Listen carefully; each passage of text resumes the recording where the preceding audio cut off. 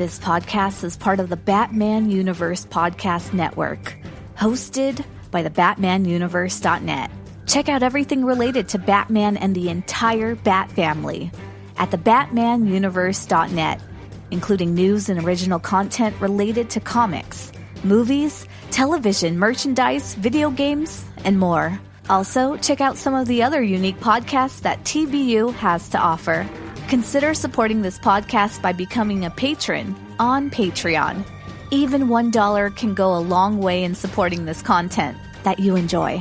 Look for a link over at thebatmanuniverse.net to offer your support now. And now, on with the show.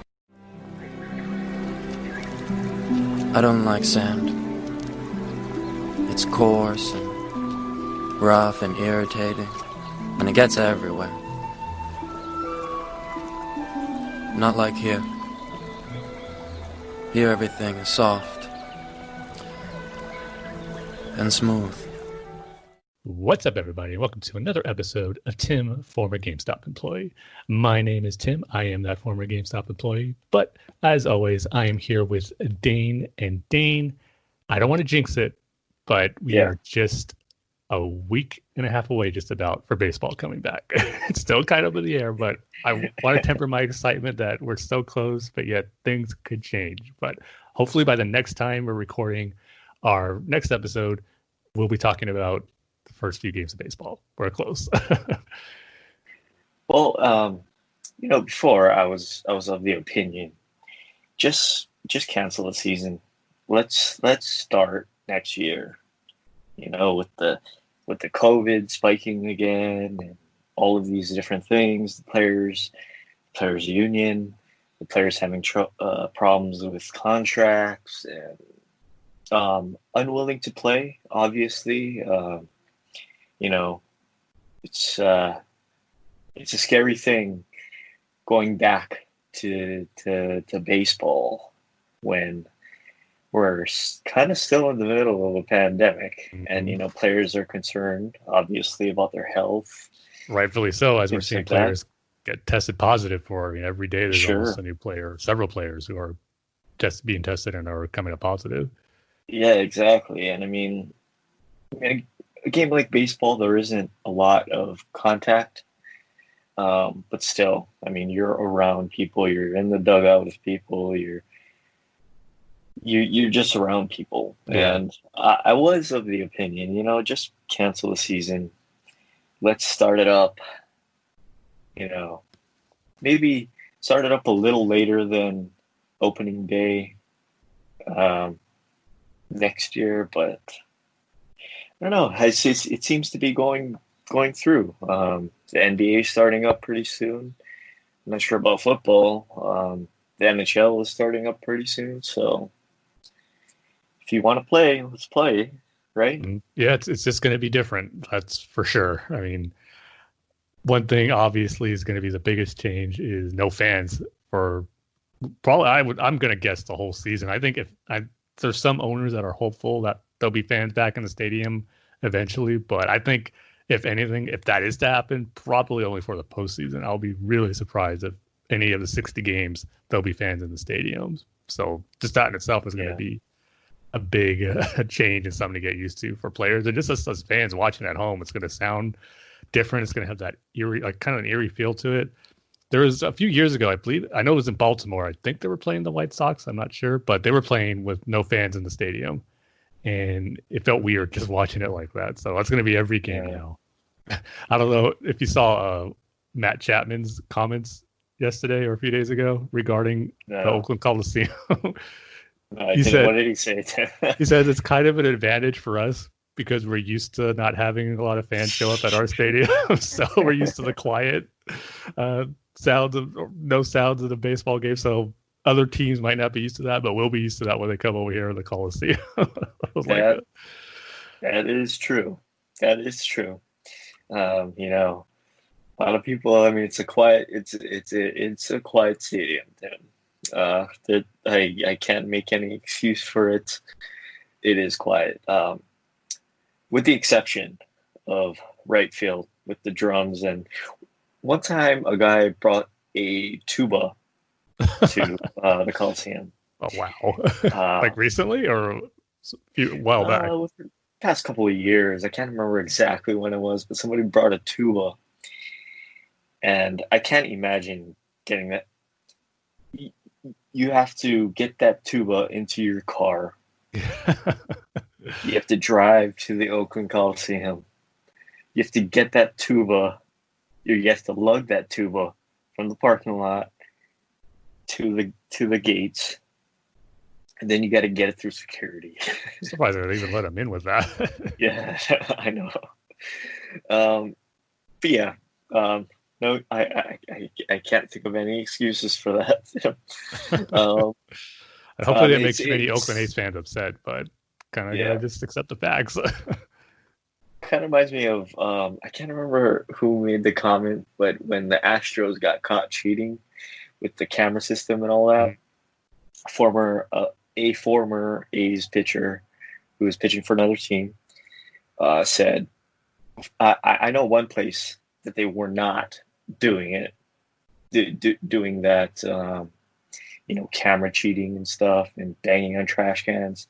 It's the Oakland it's the Oakland A's, because they don't have enough money for it. Oh man. Sorry you have to sometimes be the punching bag of the American League, Dean, when it comes to stadiums, at least. I'd say you in Tampa, it's hard to argue which stadium is the worst, Tampa or Oakland. But you hear more problems and stuff that happens with Oakland than you do in Tampa. Well, I don't think Tampa has a plumbing problem. Not that I was ever aware of. Or loose wires, what have you. I'm sorry, Dan. But hey, the good news about this only 60 games is that almost every team has a legitimate shot of making it to the playoffs. Teams that you wouldn't even expect are supposed to be bad. More than likely, teams that are really going to be bad, like the Orioles or Seattle, they're not going to make it. But teams that can get off to a hot start and just sustain that for a little bit longer than usual, they have a legitimate shot with only 60 games. So it's going to be something where we might get some really fun races by the time we're hitting the end of the season after 60 games. So even though it's shorter, it should make for a more exciting season. Yeah. The only problem, especially with the A's, is they're infamous now, Tim. Slow starts. Yeah. They just do not win games early on in the season. It's always towards the middle to the end after the All-Star break. They just start winning.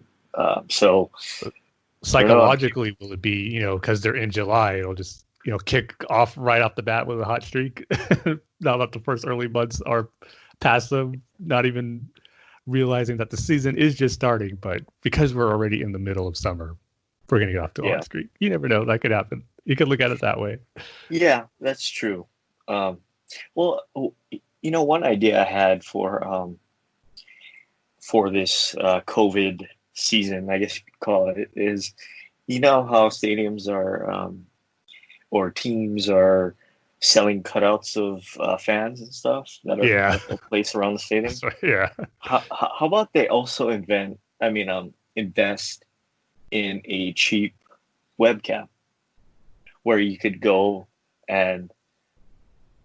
or like they could put this webcam on your face, on your cutout, right? And you could view the game through that webcam.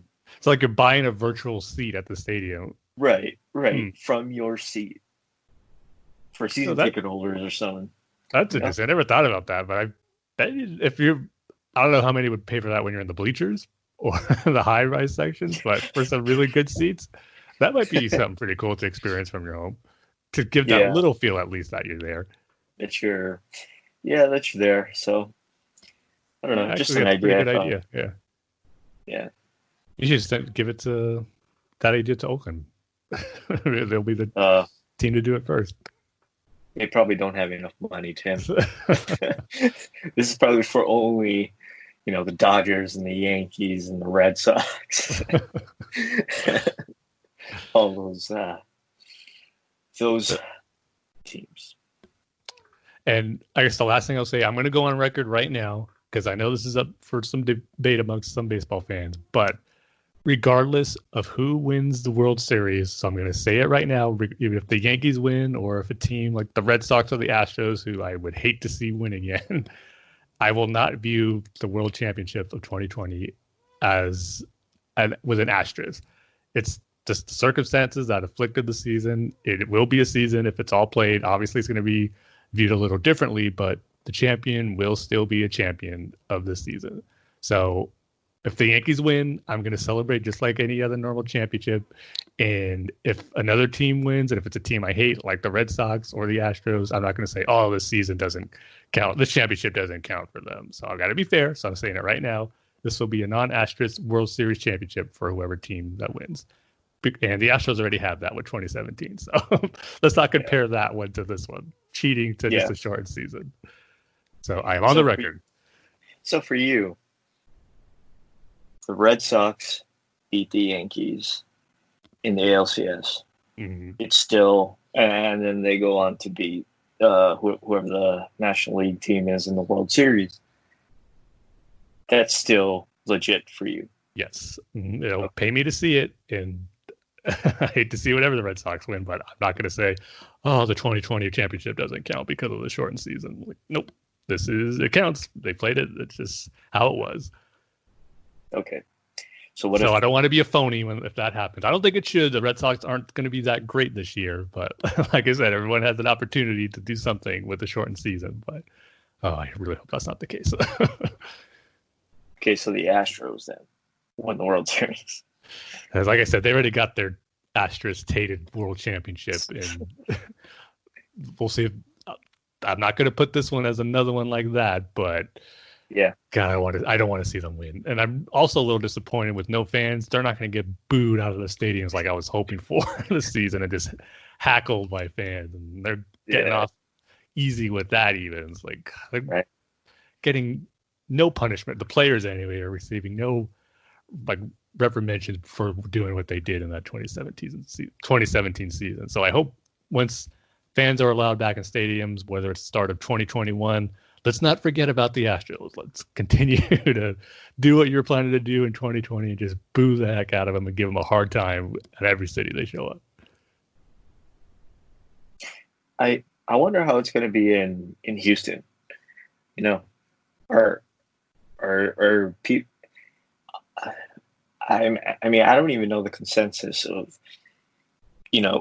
what the Houston Astros fans think about it. Well, I've seen it online. They try to defend it. They don't make it like it's no big deal because it's their only championship. And it's like, I mean, every fan is biased of their team, obviously. But to me, I would like to think, if the Yankees ever get caught with doing something like that, I'll be the first to admit that they were awful for doing it. If it resulted in a championship, I would look at that championship as tainted. I don't want to be one of those phony fans. You can still love your team, obviously, but don't try to make it like it was no big deal and that other teams and fans are just bitter. No, they cheated and they stole that championship. To me, there's no getting around that. Yeah. Yeah, that's true. But, well, if the A's win the World Series, now that's a really big if, Tim. That is legit to you. Yes. You could. Okay. I'll be happy and celebrating for you, Dane, in your championships. I won't give you a hard time. I'm just going to the shortened season.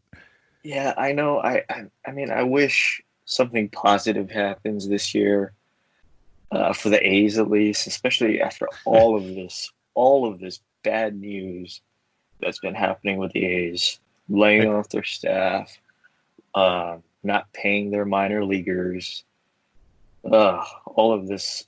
And even one of the teams where their COVID testing got delayed because of the holiday weekend last week, and a lot of players didn't know if they had it or not. I know there's a few teams, but I think Oakland was the first one I heard about that happening too.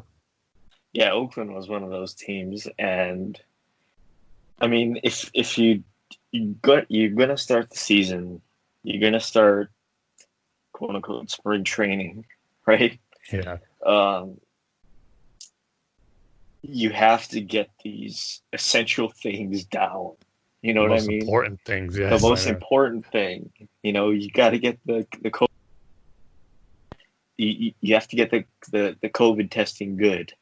You can't screw that up for whatever reason. And yet, baseball did. I know. Well, hopefully, at least a more positive if they can just get out of the wild card round. I think that would be a big positive for the season. Yeah, and then after that, let's try not to get swept in the ALDS. Let's try to win at least 2 games in the ALDS. Oh, you're really going for it. 2 games? Wow. Yeah. You're reaching for the stars. I have high expectations for this season. And why not, right? Yeah.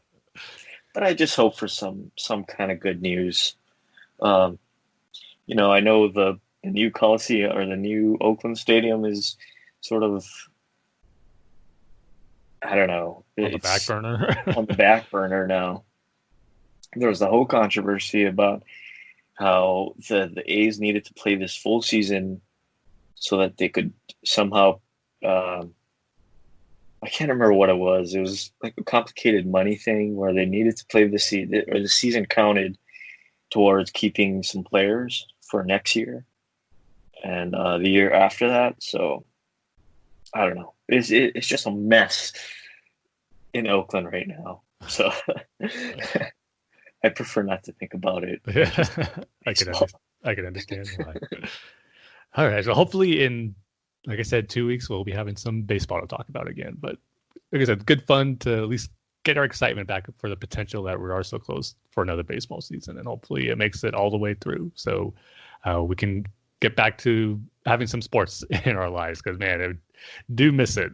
It's been these last few months without baseball. It's really starting right now as it's coming back, really starting to feel like, man, I missed it. Like just the games being on, those normal baseball talk shows on MLB Network I always like watching, talk about the games. So those are starting to come back too. So it's just good to start having some baseball around again. So hopefully by the time we're recording our next episode, the season will begin.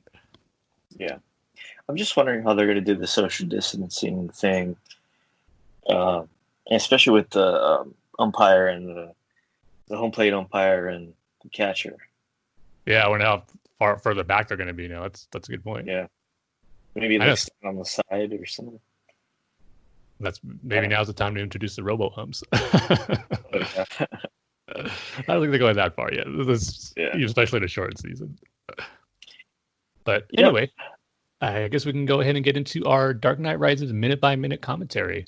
And on this episode, we'll be going from minute 151 to 152, or the 2.5 hour, or I should say the 2.5 hour and 1 minute mark to the 2.5 hour and 2 minute mark. So we are getting closer and closer. We're in the nitty gritty here at the end of the movie. So we'll see how far we get in this one. But as always, get your relevant media formats like your VHS player, your DVD player, your Laserdisc player, your Betamax player, your HD DVD player, your Netflix physical media disc, your Blockbuster membership card, your DVD or your VHS to DVD converter, formerly the best format to see until DVHS came along and took the crown as the best media format to watch movies. So if you got any of those, sync up to the 2.5 hour and 1 minute mark, and I'll give the countdown. Dane, are you ready? Yes, I am, Tim. 3, 2, 1, go. As I tried hitting the play button and it paused a little bit, so I'm probably like a few seconds delay on what you're seeing, Dane, as the bat just flew up. Yeah.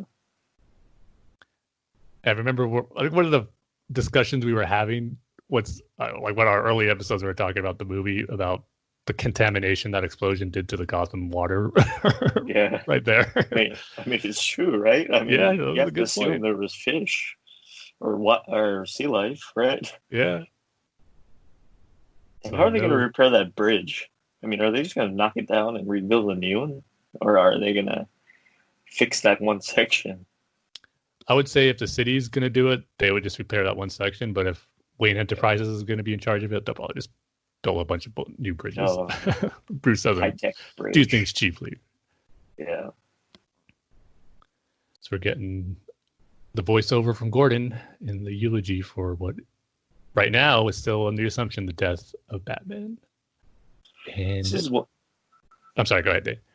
No, I was just gonna say this is probably one of the only scenes where we see just random Gotham civilians. Yeah, that's somebody true. that's not a cop, or not connected to Batman, or just regular people. Yeah, it's a good point. We saw a little bit of that in Batman Begins, I guess, in the Narrows, but Right. in this extent, we get another look of a Gotham neighborhood that we didn't get to see too much of. So, yeah, another good observation made in this 1 minute. So we'll see. Did Bruce Wayne survive that explosion? Is Batman actually dead? We'll have to wait and find out in the next few minutes as we're getting closer to the end. Ooh, hard to believe, but the big action sequences of this movie are done, Dane. We covered all of them. Now it's just the ending and the final few minutes. Can you believe it? I wonder if anybody else has ever completed something like this. I'd like to say no, at least on the Batman podcast side of things. Yeah. I mean, I don't want to say that too loud. You know what I mean? Because I don't want to jinx it. That's true. When we finish ours, that's when we'll find out there is another podcast that did this years ago. But until then, until we reach that milestone, we'll just have to stick to that claim of fame for right now, I guess. But we'll cross that bridge when we come to it. But with that, we can get into our feature topic for this episode. And this one is going to be a little different. It's going to be one that should make for a fun discussion. It's going to be our personal favorite movies that everyone else seems to hate. I mean, we all got those movies that we like, that its reputations amongst whether it's critically received or amongst this franchise particular fan base is viewed as not great or the worst of the series. But yet, for whatever reason, we still find enjoyment and like these movies. And I don't want to categorize it as guilty pleasures where it's bad, but yet you like watching it because it's good for a laugh. Because that's how I feel about the Street Fighter movie with Jean-Claude Van Damme and Raul Julia. I know that movie's awful, but I love watching it. It's just such a fun time seeing how ridiculous it is with its dialogue. It's so entertaining. I love it.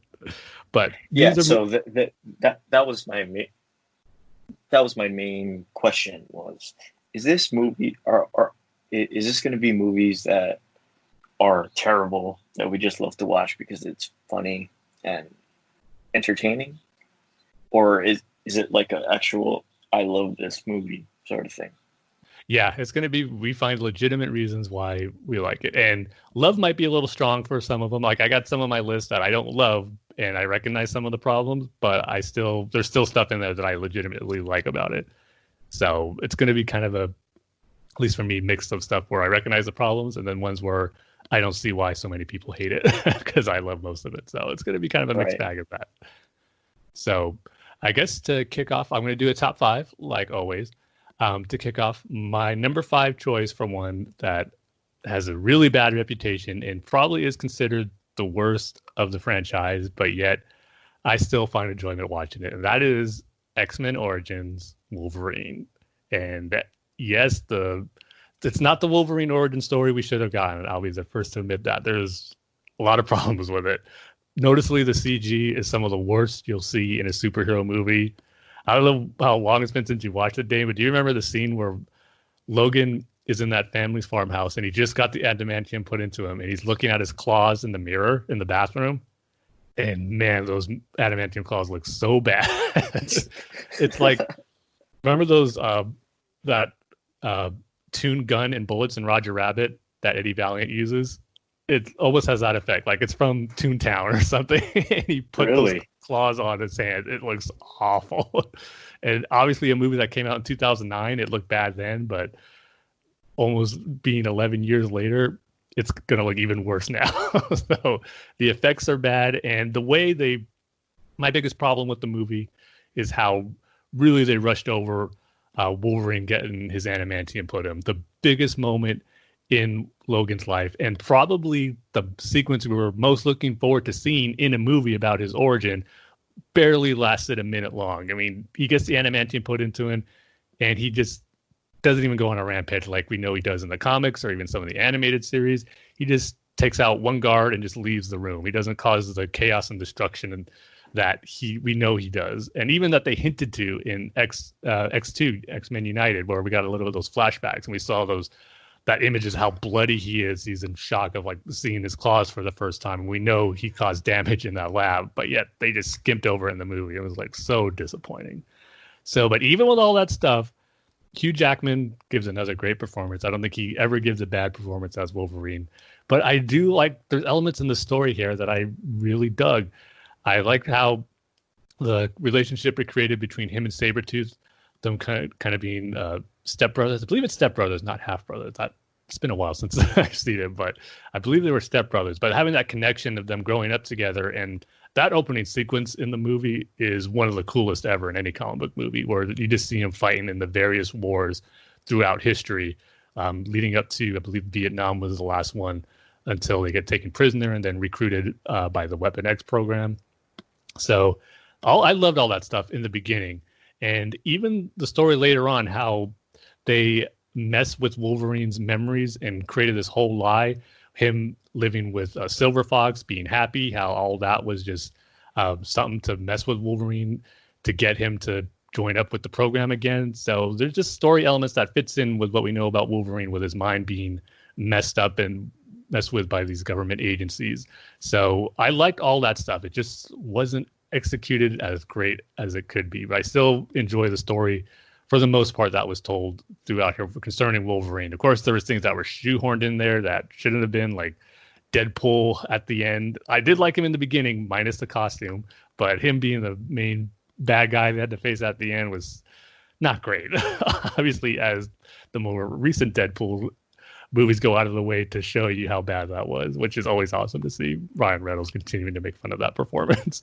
And then getting all the other mutants kind of shooting in there, like Cyclops and their Professor X having to have his cameo with one of the first, I believe, de-aging CG techniques that wasn't quite perfected yet. So again, going back to the CG troubles of the movie. So obviously I know all the issues it has, but with Wolverine, with Hugh Jackman's performance as Wolverine, some good story beats that I really liked in there that they gave for the character that just weren't quite executed as well as it could have. And another thing I love about it, Gambit was in the movie. I mean, I've been waiting to see Gambit in live action for so long.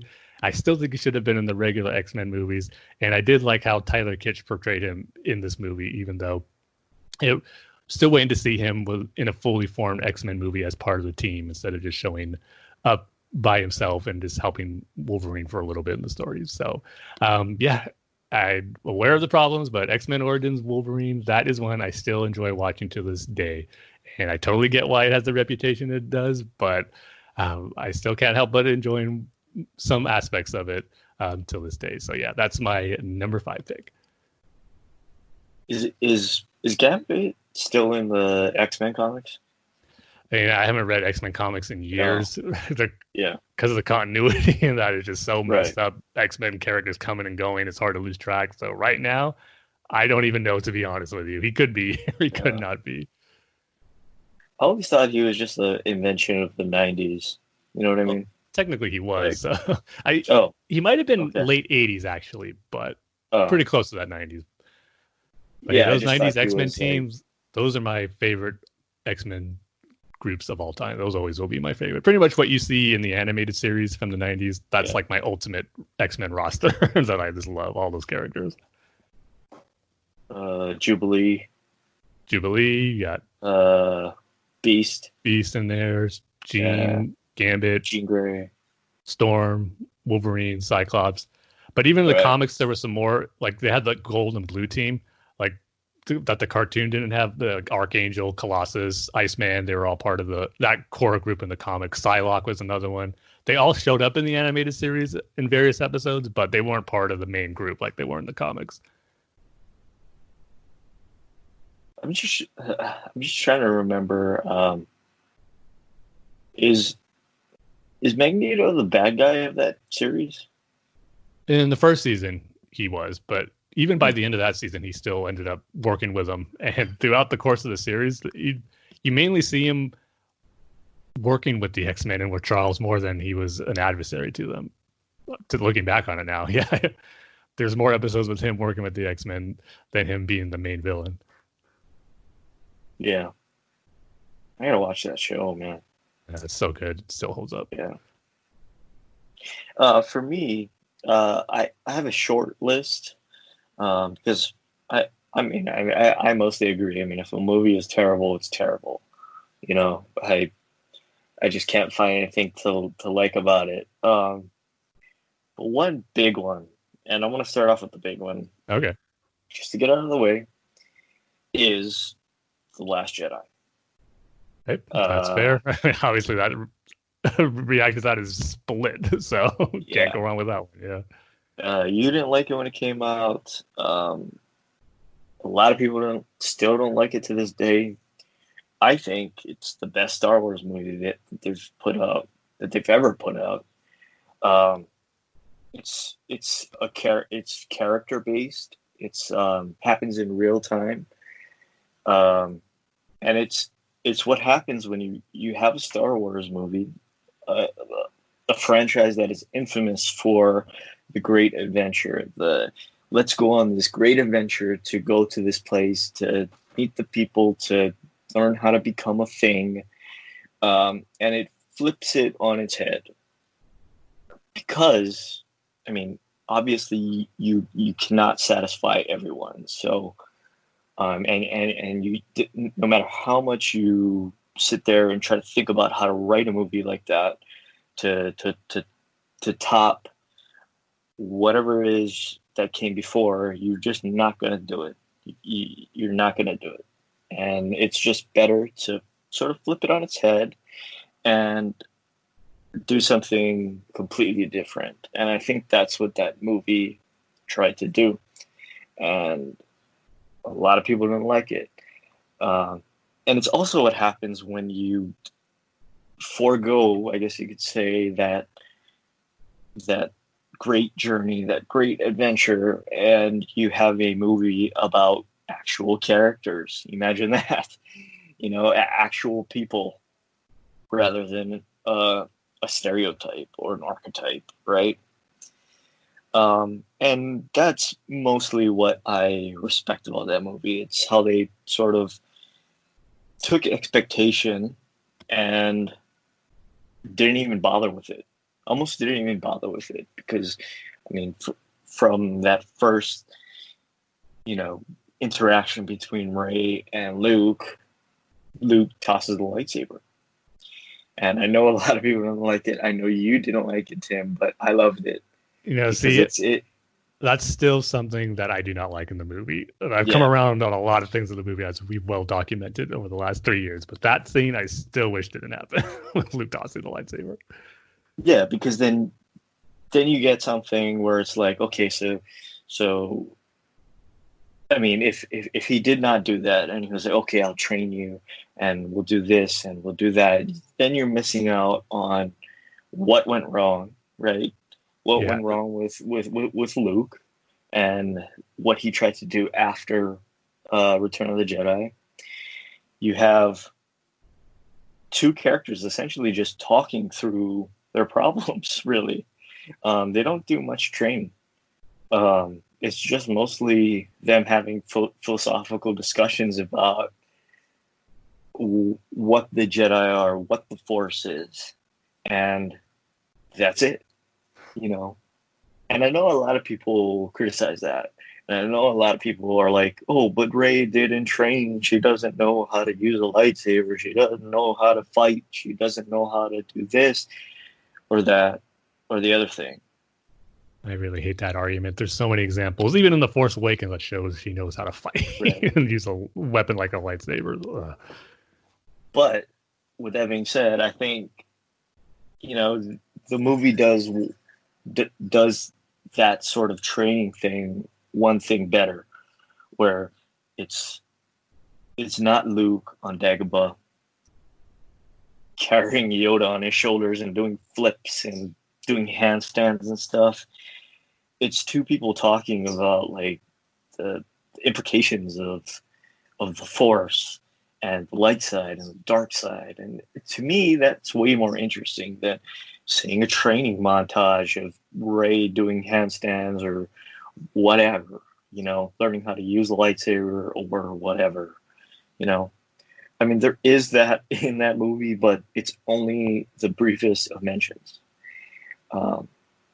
So again, it's about taking people's expectations, like yours, Tim. I mean, you're the biggest Star Wars fan I know by a mile. So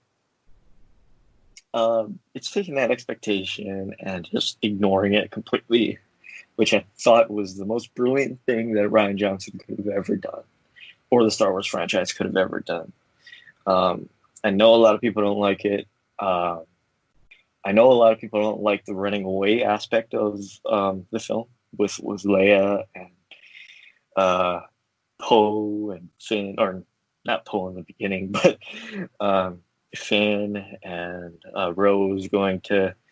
I keep on forgetting the name of that. Canto Bight. That Monaco-esque planet, but I don't know. I know a lot of people don't like it. I love it. It's characters being characters, making mistakes, doing the wrong thing, and we see that with Poe in the beginning. You kind of sort of distracted the New Order, but like 5,000 people died. You know what I mean? They don't have an entire squadron now because you decided to do this distraction thing, So I just thought that The Last Jedi period was way more interesting than any, with the exception of Empire, I'd say. The latter part of Empire, I thought it was way more interesting than any of the other Star Wars movies.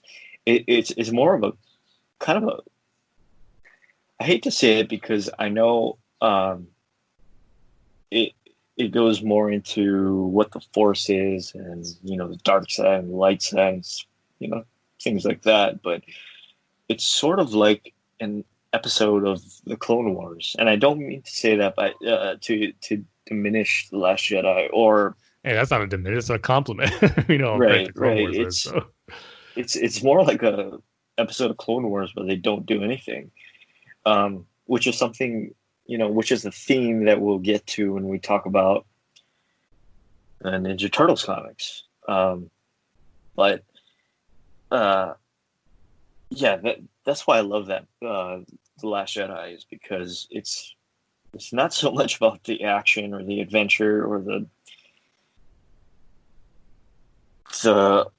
fate or all of these themes that are infamous in the Star Wars sort of movie franchise. It's more about philosophical discussions about war and war profiteering, mm-hmm. Religion, I guess you could say, pro and con, and it's like I said, it's a movie about characters and the world that they live in, and it makes me sad that people don't understand this. That it's about the Star Wars universe, and it's probably the most about the Star Wars universe that you'll ever get in these movies, because most of the time they're on this great adventure, and there kind of isn't any room for that, because we need to go here to find the thing to get the other thing to point us in the right. To go to the other place, to go to the place that Palpatine is, So, yeah, I'm gonna say The Last Jedi. I think I made my point. So, can you definitively say now The Last Jedi is your favorite Star Wars movie? Oh yeah, I said that when it came out. I think that this was my favorite Star Wars movie. it is a little too long at the end, but in the end, it's so well put together, and it's about the themes of. I mean, it's about the world of Star Wars. You know what I mean? It's not about the major themes of it. You know, the hero and the villain and the great adventure and all these sort of things. It's not Luke versus Vader or Luke leaving Tatooine. It's about what would have happened if Luke actually sat down with Vader. You know what I mean? Mm-hmm. So that's why I appreciate The Last Jedi. I know a lot of people don't get it or don't like it or don't understand it or what have you, or are too hung up about gender politics or whatever. But I don't know. I just really love that film.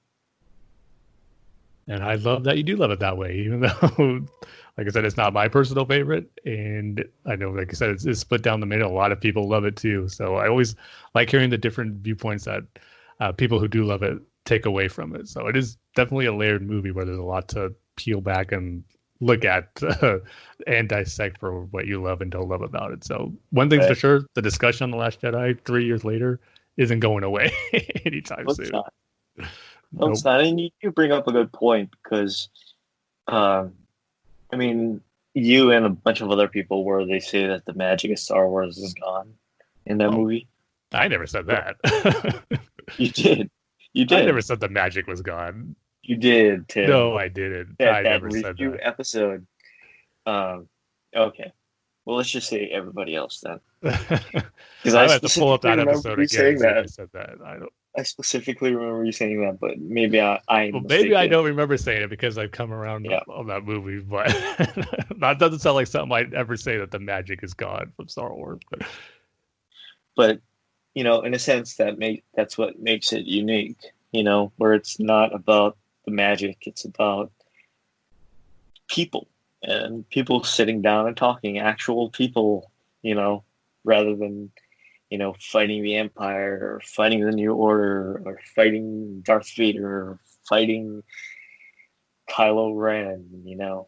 So yeah, that's why it's my favorite Star Wars film. It's the most unique, I'd say. Definitely the most unique out of all of the Star Wars films. Yeah, that I'll definitely agree with. All right, so moving on to my number 4 pick. I'll be going to another franchise here.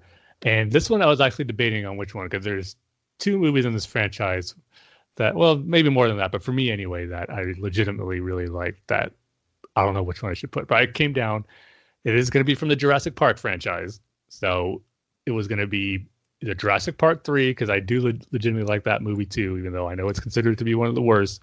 But then probably the one I went with is The Last Jedi of the Jurassic Park franchise. That is the most recent movie, Fallen Kingdom. Because when it came out, the reaction, obviously Jurassic Park isn't as huge as Star Wars, so it's not going to have that big reaction amongst the fan base and online social media stuff where you just saw all the different opinions on it. But amongst the Jurassic Park fandom, this one kind of split fans, I know, down the middle too. But I ended up really, really liking this movie. I went into it knowing that they do something different. A lot of fans weren't happy with it, with some of the reviews, but after seeing it, I really liked what they did with it, because to me, it feels so realistic of what would happen if, like, dinosaurs really were cloned and recreated in our world today. The stuff that plays out in that movie, I could totally see happening if it was real. These companies trying to exploit dinosaurs and sell them off to get money, that aspect of it. And even the more controversial aspects of the film was the human cloning of the little girl, of John Hammond's partner, who took a step further and wanted to start testing on cloning humans after the dinosaurs. And I could totally see that happening too.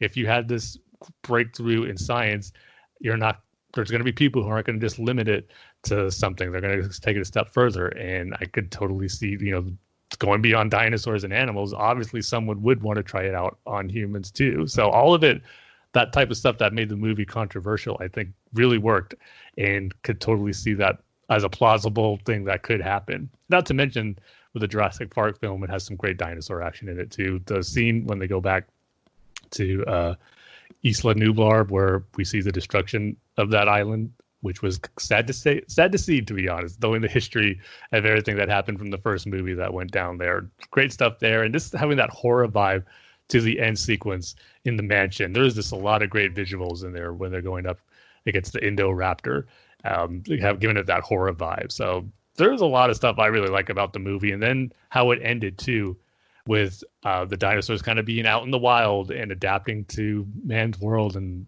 the ecosystem here. And I know it got some comparisons to, they're just redoing what happened at the end of The Lost World with the Tyrannosaurus wreaking havoc down in San Diego. But this is obviously definitely more impactful for that, because there's multiple dinosaurs. And again, it's them adapting to various ecosystems now in the mainland. So just, I can't wait to see how the next movie is going to deal with that, and just how the world is going to be with dinosaurs out in the wild. So I'm looking forward to seeing where the story goes, but I really dug what they did with Jurassic Park Fallen Kingdom, and I might be one of the, well, I shouldn't say one of the few, because I know, like I said, there's kind of split in amongst Jurassic Park fans of the reaction for this movie, and a lot of people who love it and a lot of people who hate it. So I'm definitely on the more positive side of the film, even though I know it's not for everybody. So Jurassic Park Fallen Kingdom is going to be my number 4 pick for movies that I love, but a lot of people hate. Just going off of that, my next one is Jurassic Park 3. Oh, nice. See, I'm glad we both got those movies covered. I'm glad you're with me. Major point is Alan Grant is back. Yep. Right? Took the words right out of my mouth. Yeah. You cannot go wrong with that. Different island, but seeing Alan Grant. Yeah. That should have been the tagline on the poster or the DVD box.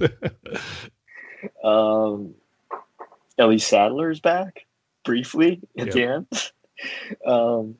But yeah, main thing is Alan Grant is back. Doesn't matter what adventure he's in, I'm gonna love it.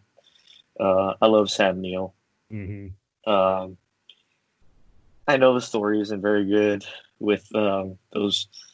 I don't know what you call it, the PMCs, the private military company that's hired. That's not really a private military company. It's just some guys that William H. Macy knew. Yeah. Yeah.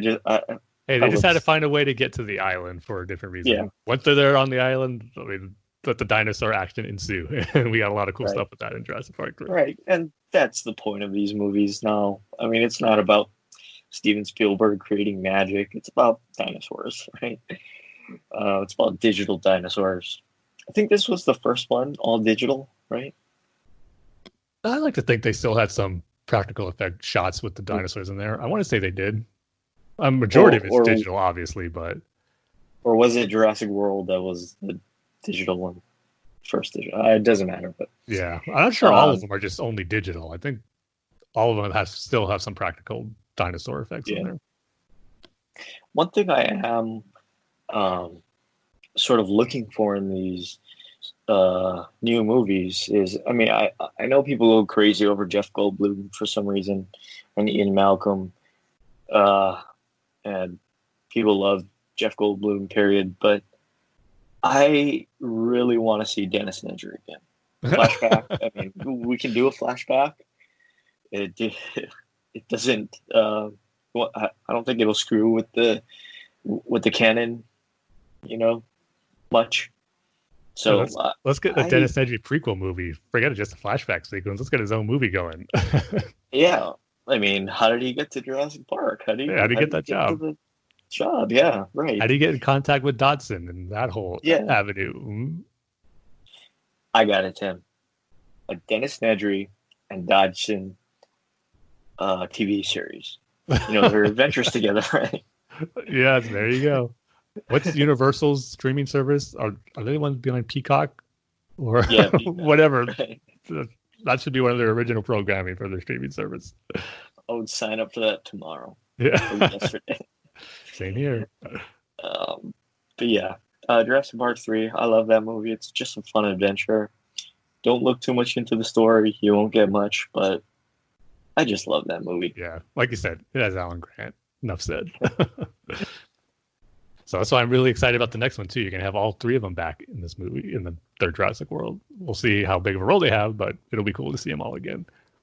Yeah, just Dennis Nedry. Let's go. Let's take that for a walk in the park. Yeah, the walk in the Jurassic Park. The Jurassic World, Tim.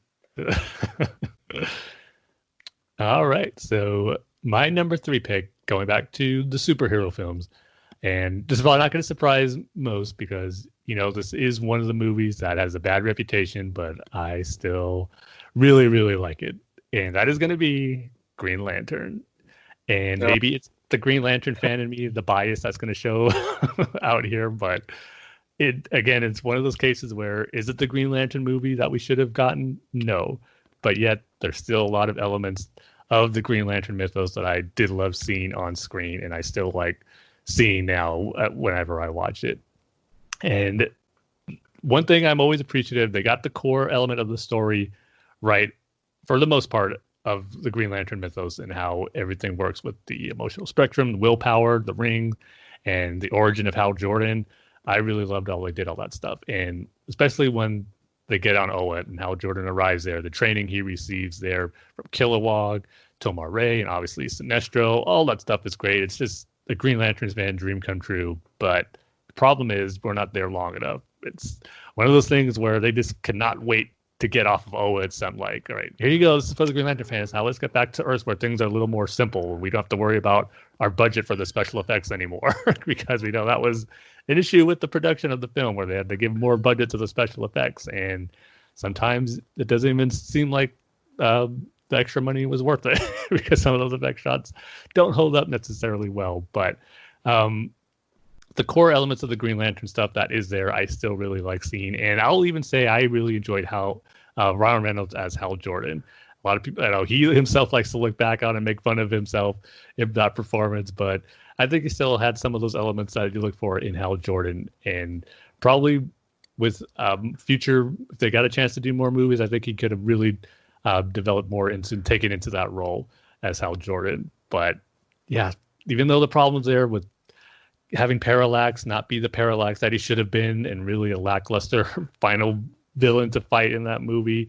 Hector Hammond's that subplot wasn't needed, and just not really focusing on the core mythology of the Green Lanterns and just the cosmic side that we know the Green Lantern mythos has, which is sadly not explored as it should have been in this movie. So again, I recognize the problems and that it's not the Green Lantern movie we should have gotten, but there's still a lot of stuff as a Green Lantern fan I just love seeing in live action for the first time, and as of right now, still the only time, as we're still waiting for that potential next Green Lantern Corps movie and that TV show, which is looking more likely as we're hearing talks about it still obviously coming for HBO Max. So I'm more hopeful about the TV show right now coming first than the movie, but I'm making for more live action Green Lantern because we know the potential of that franchise could have, and it just needs to be handled with a little more care than that movie did. But at the same time, the Green Lantern and fan in me still enjoys watching it. So yeah, Green Lantern is my number 3.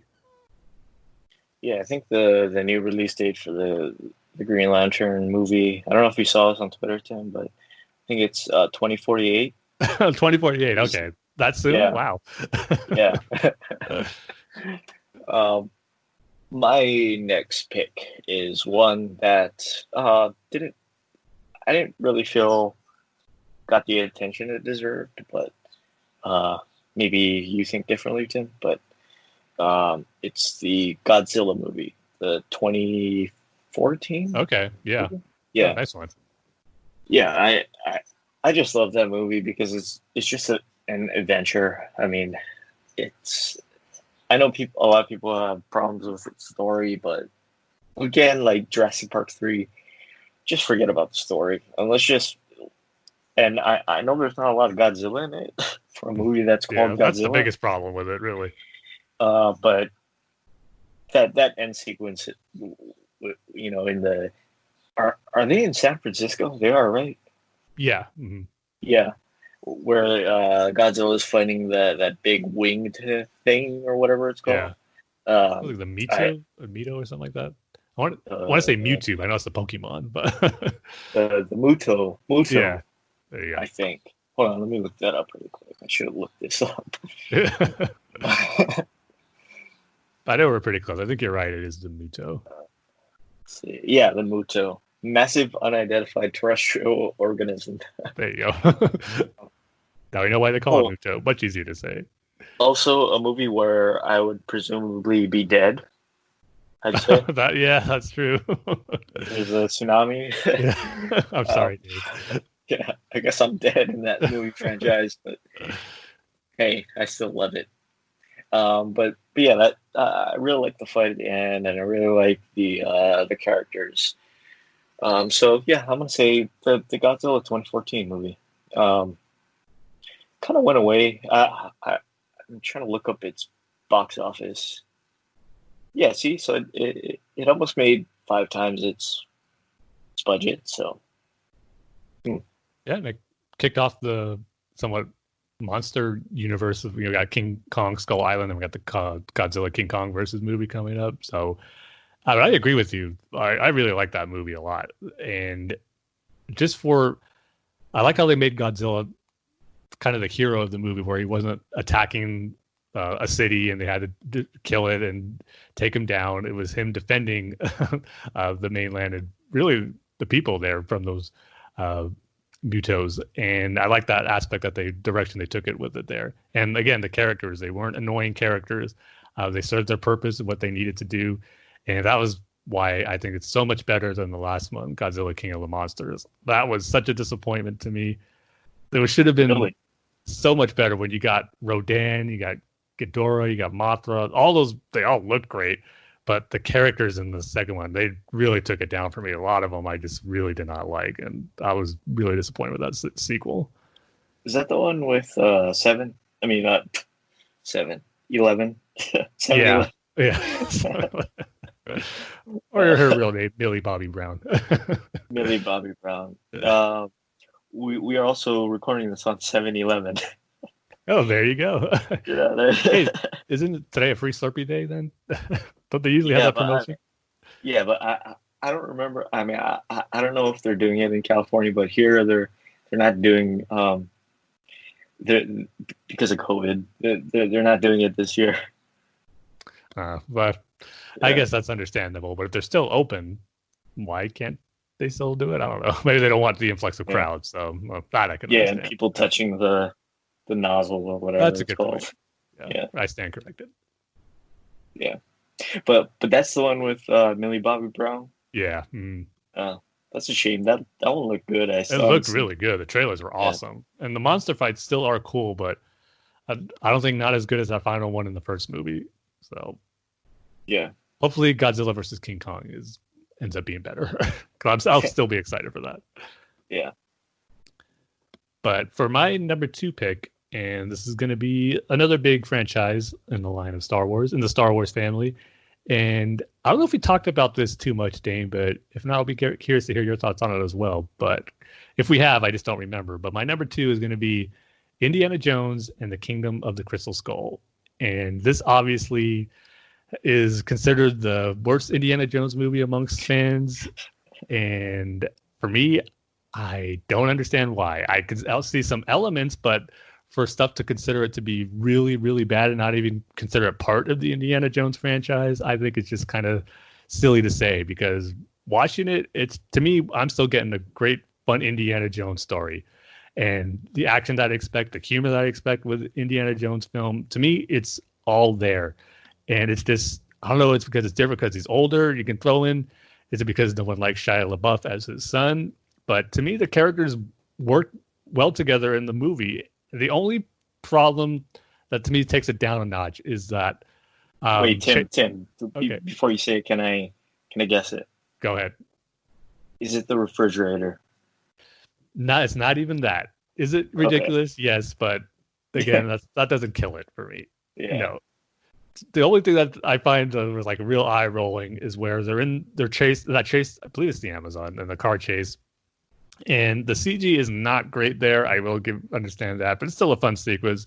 But then when you got Shia LaBeouf getting tangled up in the vines and then you see him swinging with those monkeys with the grease, like the grease style hair that's like his. It's like that's one of those type of humors and like scenes that did not feel like it should be in an Indiana Jones film to me. But again, that's just one sequence out of a whole movie where I just really enjoyed. I like the adventure and the mystery that they have to try to solve to find the Kingdom of the Crystal Skull, what it all means. I like having that alien dynamic, or I should say, internet, if I could talk, interdimensional beings, I think is what they're referred to in the film. But just having that new element into Indiana Jones, when they're not looking for this ancient artifact like the Ark of the Covenant, the Holy Grail, they're going into more of the extraterrestrial terrain as far as the MacGuffin of the movie. And I like that aspect because even before it was officially announced, it was always kind of widely considered or speculated on that if we were to get an Indiana Jones 4, it would have to deal with some aliens and Roswell and that whole conspiracy. So I'm glad that it eventually did go with that angle. So yeah, I really like it. We're getting another Indiana Jones movie. And I know a lot of people are saying, oh, it can't be worse than Crystal Skull, or they should just stop with Crystal Skull because it's going to be just as bad. That's not the case with me. I'm just looking forward to more adventures with this great character. And as long as we have Harrison Ford and he's up to do it, why not? So, yeah, I really enjoy Indiana Jones and the Kingdom of the Crystal Skull. It's one of those movies I just do not get the hate that it has. I can understand not loving it or not liking it as some of the original films, but just hate it and not even consider it as part of the franchise. I just don't understand because I think it still has a lot of those core Indiana Jones elements that we just love watching in his movies. For me, my number 2 pick, we're on number 2, right? Yep. Mm-hmm. Is a controversial one of them for you and I. Uh-oh. I've tossed this back and forth in my head because all of the movies are bad. But then somebody said something that I kind of agree with. And that is going to be Out of the Shadows. Okay. I really like I got to say, Dane, I do take issue when you say all the movies are bad because that first Ninja Turtles movie, it's such a classic. It's not good, Tim. Great. It's up there as one of the best comic book movies ever. No, it's not. I'm sorry. We might just have to have an episode debating that movie. I know. I just cannot get into that first movie. It's boring to me. I don't know why. It has that Batman Forever thing where they're trying to be goofy, but they're trying to be Batman 89. You know what I mean? No, I don't. They're trying to do that serious thing. But anyway, I'll let you explain Out of the Shadows. Okay. Out of the Shadows. To me, Tim, all of the Ninja Turtles movies are bad. There hasn't been a good one, especially when you get to that third one. No argument there. What are we doing? What are we doing in Japan? For no reason, we're in Japan. But Out of the Shadow, this has something to do with the Ninja Turtles comics, which I've been reading, I've caught up on, which we're going to talk about. We are going to talk about, Tim. Oh, yes. But as you know, Sophie Campbell is the new writer-artist on that book. And I was listening to an interview she did, and she was saying that her favorite movie is Out of the Shadows because each turtle gets their due justice, right? It's not a movie about two turtles or one turtle like all of the previous movies have been. Like the first one was kind of about Raphael. Yeah. The second one is about Donnie and I want to say Raphael too. I'd say Donatello is probably the more prominent one in the second one, but yeah, right, I think both of those are accurate. Yeah. Third one, I don't know. Yeah, I was gonna say I should take your pick, I guess. Fourth one, none of them. Fourth one, none of them.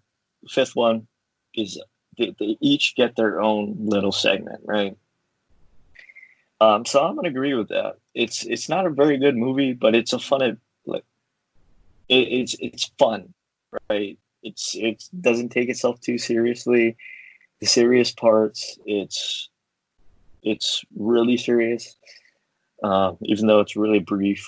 Um, I agree with people when they say that they can't get into the design of the turtles, and I can't really either. Yeah, it's not great. I mean, it's fine. Like it gets the job done for trying to be different, but at the same time, I don't think it's going to end up being anyone's favorite design of the turtles. Yeah, I do like the Donnie look though. Oh, really? He's like my least favorite one with those big Oh, really? glasses and all the too much gear on him, I think. But Yeah, he has like a, I don't know, server on his back. yeah, I like the look of Donnie in those movies. But yeah, she was just saying that each turtle has their own thing, and it's the only movie where you see Mikey sad, because he's like, oh, they hated us, yeah. So, yeah, my pick is going to be Out of the Shadows. It's definitely my favorite of the Turtles movies, but still, the bar is really really low on that front.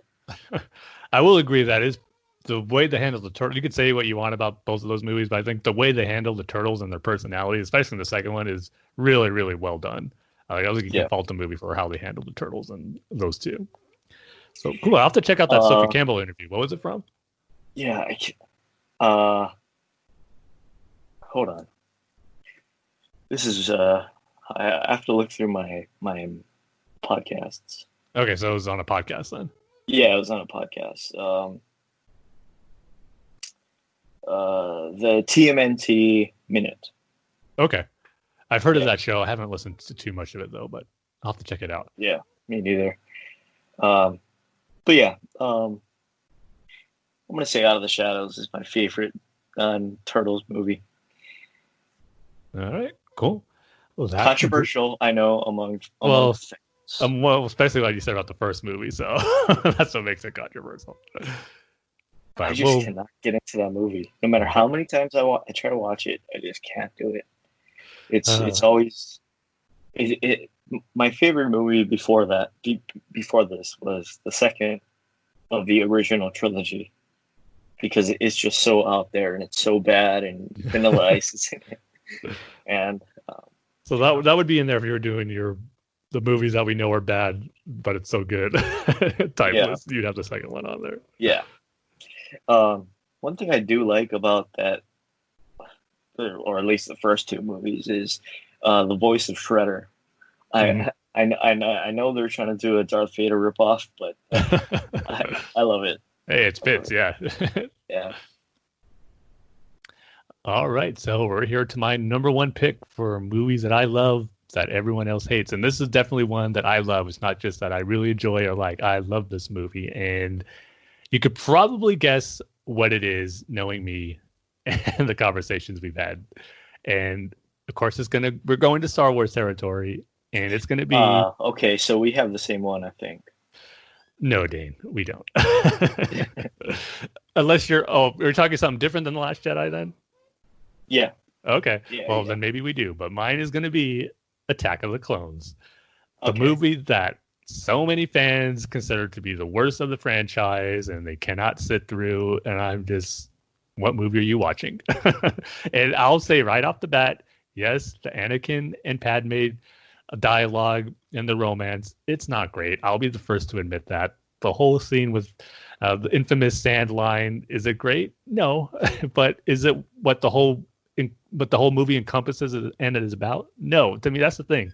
The stuff that really people complain about in the movie with Anakin and Padme, there's really not a whole lot of scenes of that, in my opinion, because not all of them are bad. There are some scenes with Anakin and Padme that I think are really well done, like when they have that meadow picnic and the conversation they have there about politics.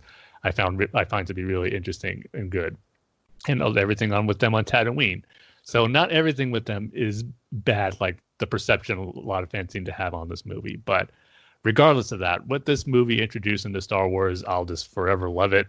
I think it has one of the most underrated stories in a Star Wars movie, with the mystery of trying to figure out who is behind the assassination attempts at Palpatine and what that leads to the discovery of the clone army and how that kicks off the Clone Wars.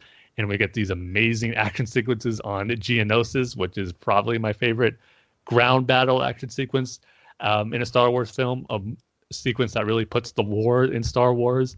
I love all that stuff. And then it introduces the clone troopers, one of my favorite aspects of all of Star Wars. The story that we get to know with the clones later on in Clone Wars and in Revenge of the Sith, but it all started here in Attack of the Clones, and it was just so good. And heck, another thing we cannot forget about what this movie brought us, Yoda using the lightsaber for the first time and seeing his Jedi, why he's a Jedi Master, on display, deflecting Dooku's Force lightning, and just anything Dooku was throwing at him, Yoda would just flip it away like it was nothing. It was just so cool seeing Yoda like that, and I'll never forget seeing that in the theater for the first time and just the crowd erupting when that sequence played out. So yeah, there's just so much I love about Attack of the Clones, the story, what it introduces to Star Wars, the action. Just so much of what I love about Star Wars is in this movie, which to me diminishes some of the problems that it has,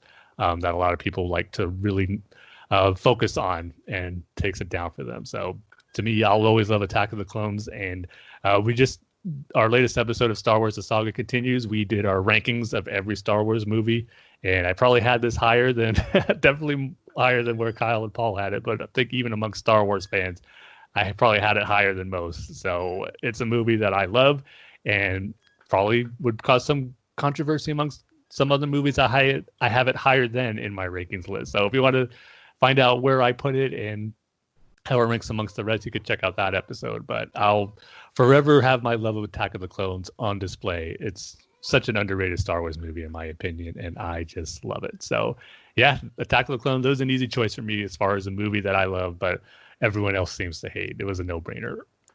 So now I'm curious, is that your pick too, Dane? Yeah.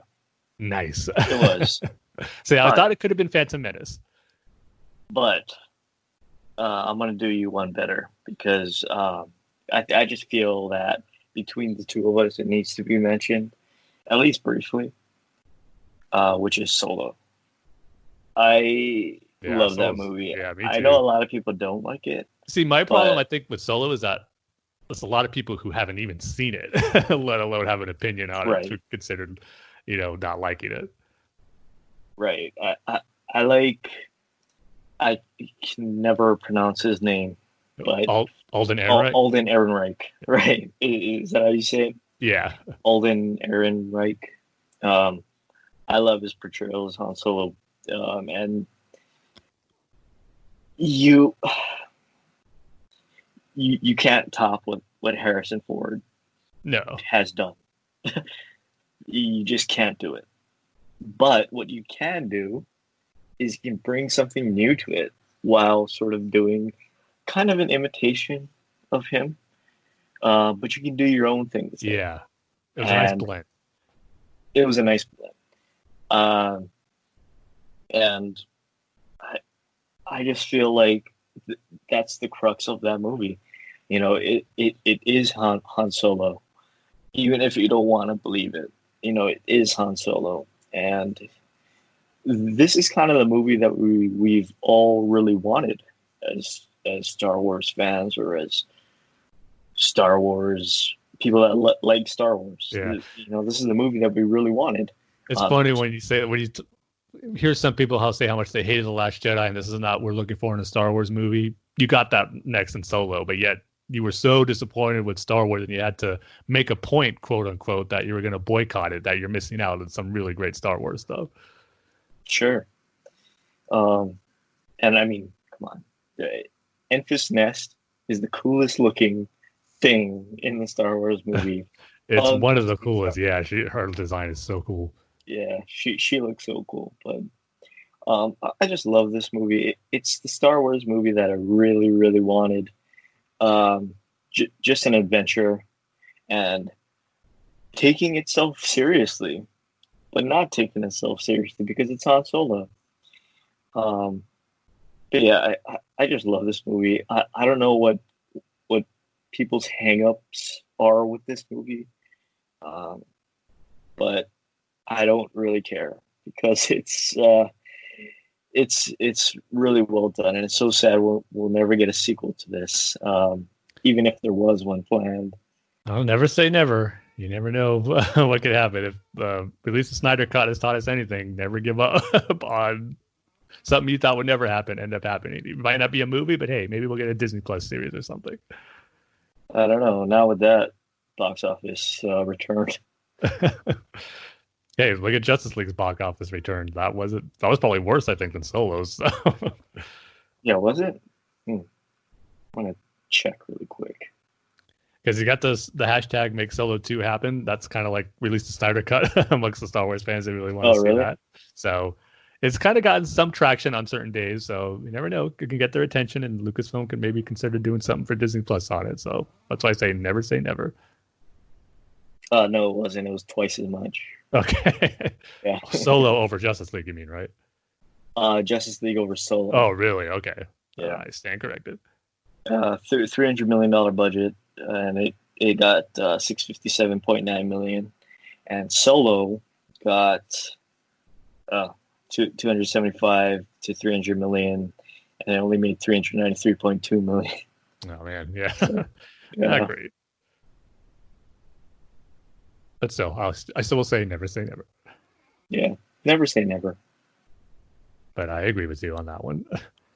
So yeah, I guess that's rounds up our list for our top 5 favorite movies that nobody else seems to like. This was a fun one. It was something I had in the back of my mind of wanting to talk about, realizing some of the movies that I really like, but yet realize not everyone else does. So probably if I ever to think about some more, there might be some more I could add on the list. But right now, I think these are the 5 that I view the most that I really like that don't have the best reputation amongst fans. But still, that doesn't matter. Just enjoy what you enjoy and don't let others affect your opinion, regardless of a film's reputation. So just like what you like. I'm surprised you didn't mention Watchmen. Well, I put that as not someone that's a lot of people don't like. It's kind of more a split reaction, kind of like The Last Jedi, but I don't think not quite on that level. But I still find more people, at least on social media and the interactions I have, more people who like it than don't, even though I know it does have its detractors. So I kind of, that one didn't quite make the cut as far as not enough people not liking it, if that makes sense. Yeah. But with that, we can get into some of our news topics. And one of them is some really cool news that we got just yesterday as we were recording this episode, is that it was officially announced that we're going to be getting a Gotham City Police Department TV show coming to HBO Max, but it is going to be set in the same universe as the Batman movie, and it's going to be produced by Matt Reeves and Terrence Winter.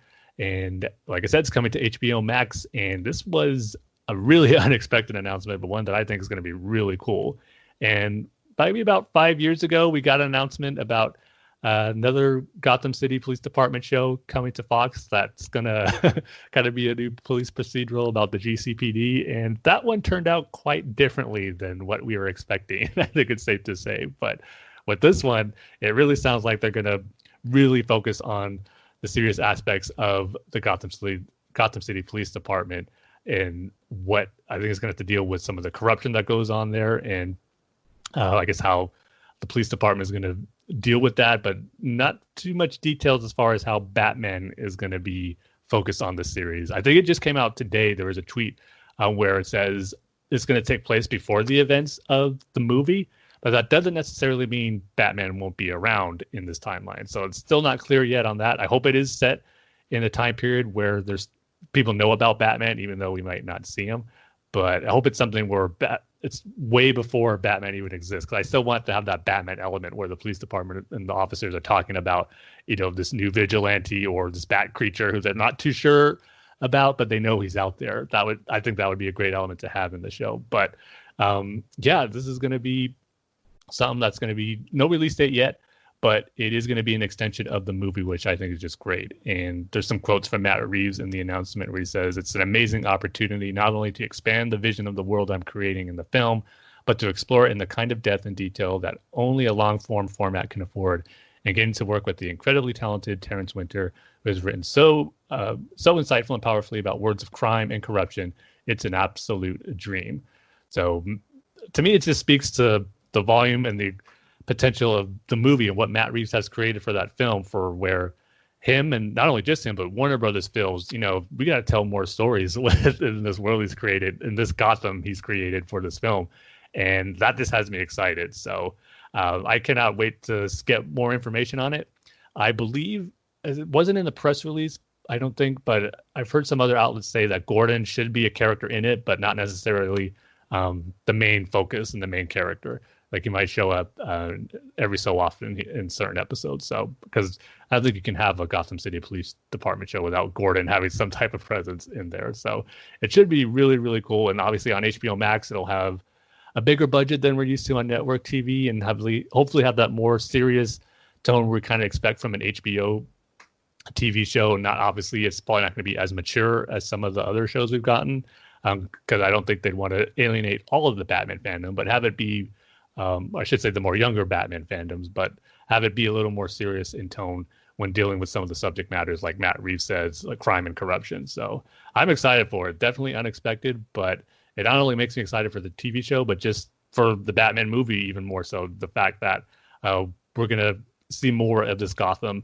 and this these characters that hopefully we see in the movie will be expanded upon in the TV show. So yeah, really cool news. Yeah, I think it's funny on HBO Max that they have like these serious adult shows, and then they have Sesame Street, and then Yeah. Dexter's Lab, and whatever. It just speaks to the great variety it has. Yeah. Yeah. So how are you feeling about the show, Dane? Yeah, I guess. I mean, let's see where this goes. I don't know about the timing though. To have a show about the police department now is I don't know. I mean, we'll see where we are when the show comes out. Yeah. At the same time, too, I don't think they should necessarily shy away from some of the aspects that in the Batman world that we know is such a big part of it. And it can probably delve into maybe some of those themes and issues that we're dealing with, hope maybe in a positive way. And Sure. so hopefully, I think with the creative team involved, they'll recognize that and not do anything that would just kind of stir the pot even more. So Yeah. I think they'll be respectable for with everything that's going on as well. Yeah, sure. So hopefully this is sooner rather than later. And just, again, the growing of this universe that the Batman is going to have. I know it's going to be in its own corner of the DC universe in the multiverse that they're planning with their films and TV show. But I just think it's cool that they're taking a little bit of the pages from the Marvel route where they're spinning off something from a movie into a TV show, and it's still going to be connected. And even though Marvel's Agents of S.H.I.E.L.D. kind of, the further it got on, the less connected it got to the actual movie universe. But when it first started, it was still cool to have that connection. I think it'll be great to have that with a Batman film and with a Batman TV show. And just for the potential it could lead to later, further down the line, with exploring other characters in the Batman mythos that maybe we won't get to see in the Matt Reeves movies, but could show up in the TV show. So all that is just very exciting to me, and I can't wait. Fish Mooney, the greatest name that's ever been created in the DC universe. So that's the one great legacy that Gotham has left for you in the Batman mythos, Dane, is the name Fish Mooney. Yeah, Fish Mooney. Great name. But it's so good they shouldn't let it just be on that one character. It should be a name that continues on beyond Gotham. Yeah, like Sid and Final Fantasy. Yeah, there you go. Just keep it going. Yeah, every Batman TV show has to have someone named Fish. Yeah. All right, so even though that may be big news in the Batman world, I mean, nothing can be bigger than the news we got earlier in this week too, where NECA Toys, known for their high detail quality figures, they've done some great movie replicas. They've done great Ninja Turtle replicas of the 90s movie, even the video games like the arcade and Turtle in Time, just great figures. But now, Dane, the greatest of them all is coming. NECA is putting out, it's being listed as a Comic-Con exclusive, but the Teenage Mutant Ninja Turtles coming out of their shell tour action figures. And boy, Finally. they look phenomenal. They do. I don't know if you saw like the pictures of the big box set that it comes with, the T-shirt and the guitar picks and the stage. Yes. I want this so bad, Tim. You just have to have it. It's the reason why I'm a Ninja Turtles fan. Oddly enough, I know a lot of people like, oh, I grew up with this. Oh, the '90s show. Oh, the movies. Oh, the new movies. For me, it's coming out of their shelves. People might think we're joking. No, that's not the case. It's true. Yeah, it's if you're listening to this and you're like, that can't be true. It is true. It's I want this so bad. I know it's $150. But I feel like I have to buy this. It's something that and you know me, Tim. I don't like the toys. I don't really like the posters or the T-shirts or whatever. I really want this set, just to have it as a piece of nostalgia. I guess you could say a 2-year-old nostalgia. Mm-hmm. I guess. They look awesome, and by awesome I mean they look terrible because those they're coming out of their shells. Turtles don't look very good. There's no like intonation with the mouth. It's just they got flat. the denim vest though. I mean, that's Yeah. you can't make these figures without the denim vest. And those eyepieces on the mask. Yeah. Of, Donnie and I think Leo. Yeah, I want this. I've been looking for a VHS copy of Coming Out of Their Shells. Still haven't found one. Really, not on eBay or anything like that? Yeah, I couldn't find one. Well, it's so great. No one wants to part with it. That's why. Yeah. I've been looking for the soundtrack because it's not available on iTunes. So I'm not surprised. I've been looking for I've been looking for the soundtrack. I need something in my life where I can look at it, or I can listen to it, or I can watch it, and I can be like, "Yep, that's why I'm a Ninja Turtles fan."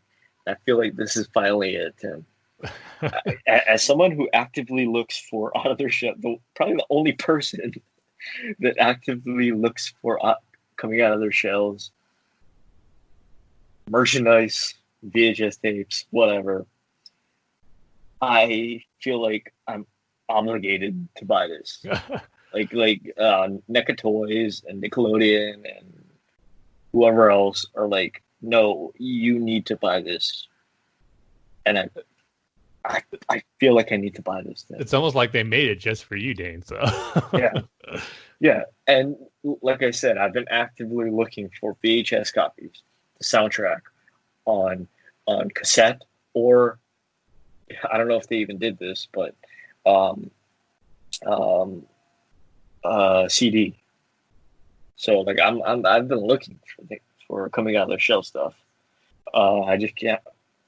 Nobody saved it for obvious reasons. It's not called Out of Their Shell, right? It's called something else, right? Yeah, they branded it a little differently. I think it's called, let me see, the Turtles Musical Mutagen Tour. Yeah, the Musical Mutagen Tour. Yeah, so I feel like I'm obligated to buy this. I'm probably going to buy this, Tim. I'm just letting you know. You got to send me tons of pictures when you get it. Yeah, you don't know how much my love for coming out of their shells is, Tim. Something, I had a hard day at work, I come home and I'm eating dinner and I'll put it on just to get you in a better mood, right? Just so I can be in a better mood. That's how it makes me feel. So yeah, this is an easy buy for me. I feel like I have to buy this. July 23rd is when the pre-orders go up. July 23rd is when I'll be at. I'll do nothing the whole day besides trying to order this thing. Get several windows open just in case, to make sure you refresh and reload the page so you're one of the first to get it, and make sure you get your pre-order in, right? Yeah, exactly. Because just going off of their website, it seems like they sell out really fast. Usually they do, whenever these exclusives happen. Yeah, do they do the phased release where it's like we're only releasing 500 and then we'll do another 500 later? I think it's probably something like that. I mean, I haven't really ordered anything through NECA, but yeah, I've heard people kind of say that that's kind of how it goes. Oh, okay. So they phase their releases, kind of like concert tickets, where they'll put up like a few hundred or whatever, and then the next batch will go out, and the next I batch. guess to see how the demand is. Yeah. This is. I'm gonna buy. I am gonna buy this thing. I know it's $150, but it'll be worth it. The sentimental value in it alone. I mean, that's gonna be worth it. This got you into Turtles. I mean, that's important. Yeah, I feel like I need this. I don't really buy into all of this, Batman toys or Star Wars toys or Star Wars merchandise or Baby Yoda or what have you, right? This is my one thing. This is the exception, yes. Pun here, Tim. Shell out. Nice. But yeah, I can't wait for this thing. I will buy it. I will send you pictures of this. Oh, I can't wait. Yes. Just like I said, big news that happened. I don't think we weren't expecting the Gotham TV show, but I think or the Gotham City Police Department TV show set in the world of the Batman. But I think NECA doing these high detailed line of action figures based on out of the shell concept tour is even less unlikely or was unexpected. So, right. I mean, if beforehand, like a couple of weeks ago, I said, Tim, what do you think would happen? Do you think they're going to make a GCPD TV series, or are they going to, or is NECA Toys going to put out coming out of their shells action figures? Which one are you going to say is more likely? I would have picked the GCPD show without question. So yeah, I am going to buy this. Nice. Yeah. I can't wait to see it. All right. So with those two gigantic news stories done, we can get into some of our comic reviews. And we're going to be sticking with the Batman and Ninja Turtle themes. We'll be reviewing the latest issue of Batman: The Adventures Continue, issue number 7. And Dane, as you mentioned, you are officially fully caught up on the main line of the IDW TMNT comics. And I cannot wait to hear your thoughts on those latest few issues. So before we get into those, we got to throw out the spoiler warning. So if you haven't read the latest issue of Batman: The Adventures Continue or caught up on the latest TMNT issues, we are going to be going into some of the big spoilerly details on them. And as always, we got to have a rating scale. And I think it's got to be something that celebrates the release of the NECA Out of Their Shells concert toys. Something has to be in that vein. How about reasons that Dane loves the TMNT Out of the Shells concert tour? Yeah, that's a good one. Okay. That is a very good one. Because there are multiple reasons why you love it, Dane. There's no getting around that. There are. It's bizarre. The music is questionable. It's weird. How did this happen? Yeah. I mean, I the biggest reason, right? I sent you that article, and we kind of don't know. We kind of know why now, but before that, how did this happen? Was this just like a Pizza Hut promotion tour? Bunch of stuff. Yeah. So that'll be our rating scale. All right. So I'll go ahead and kick it off with Batman: The Adventures Continue, number 7. And we're starting a new arc here that has to deal with a new character, or new character to the animated universe, but one who is steeped in Batman lore, and that is going to be Azrael, as the series is called, The Darker Knight. And I really love this issue.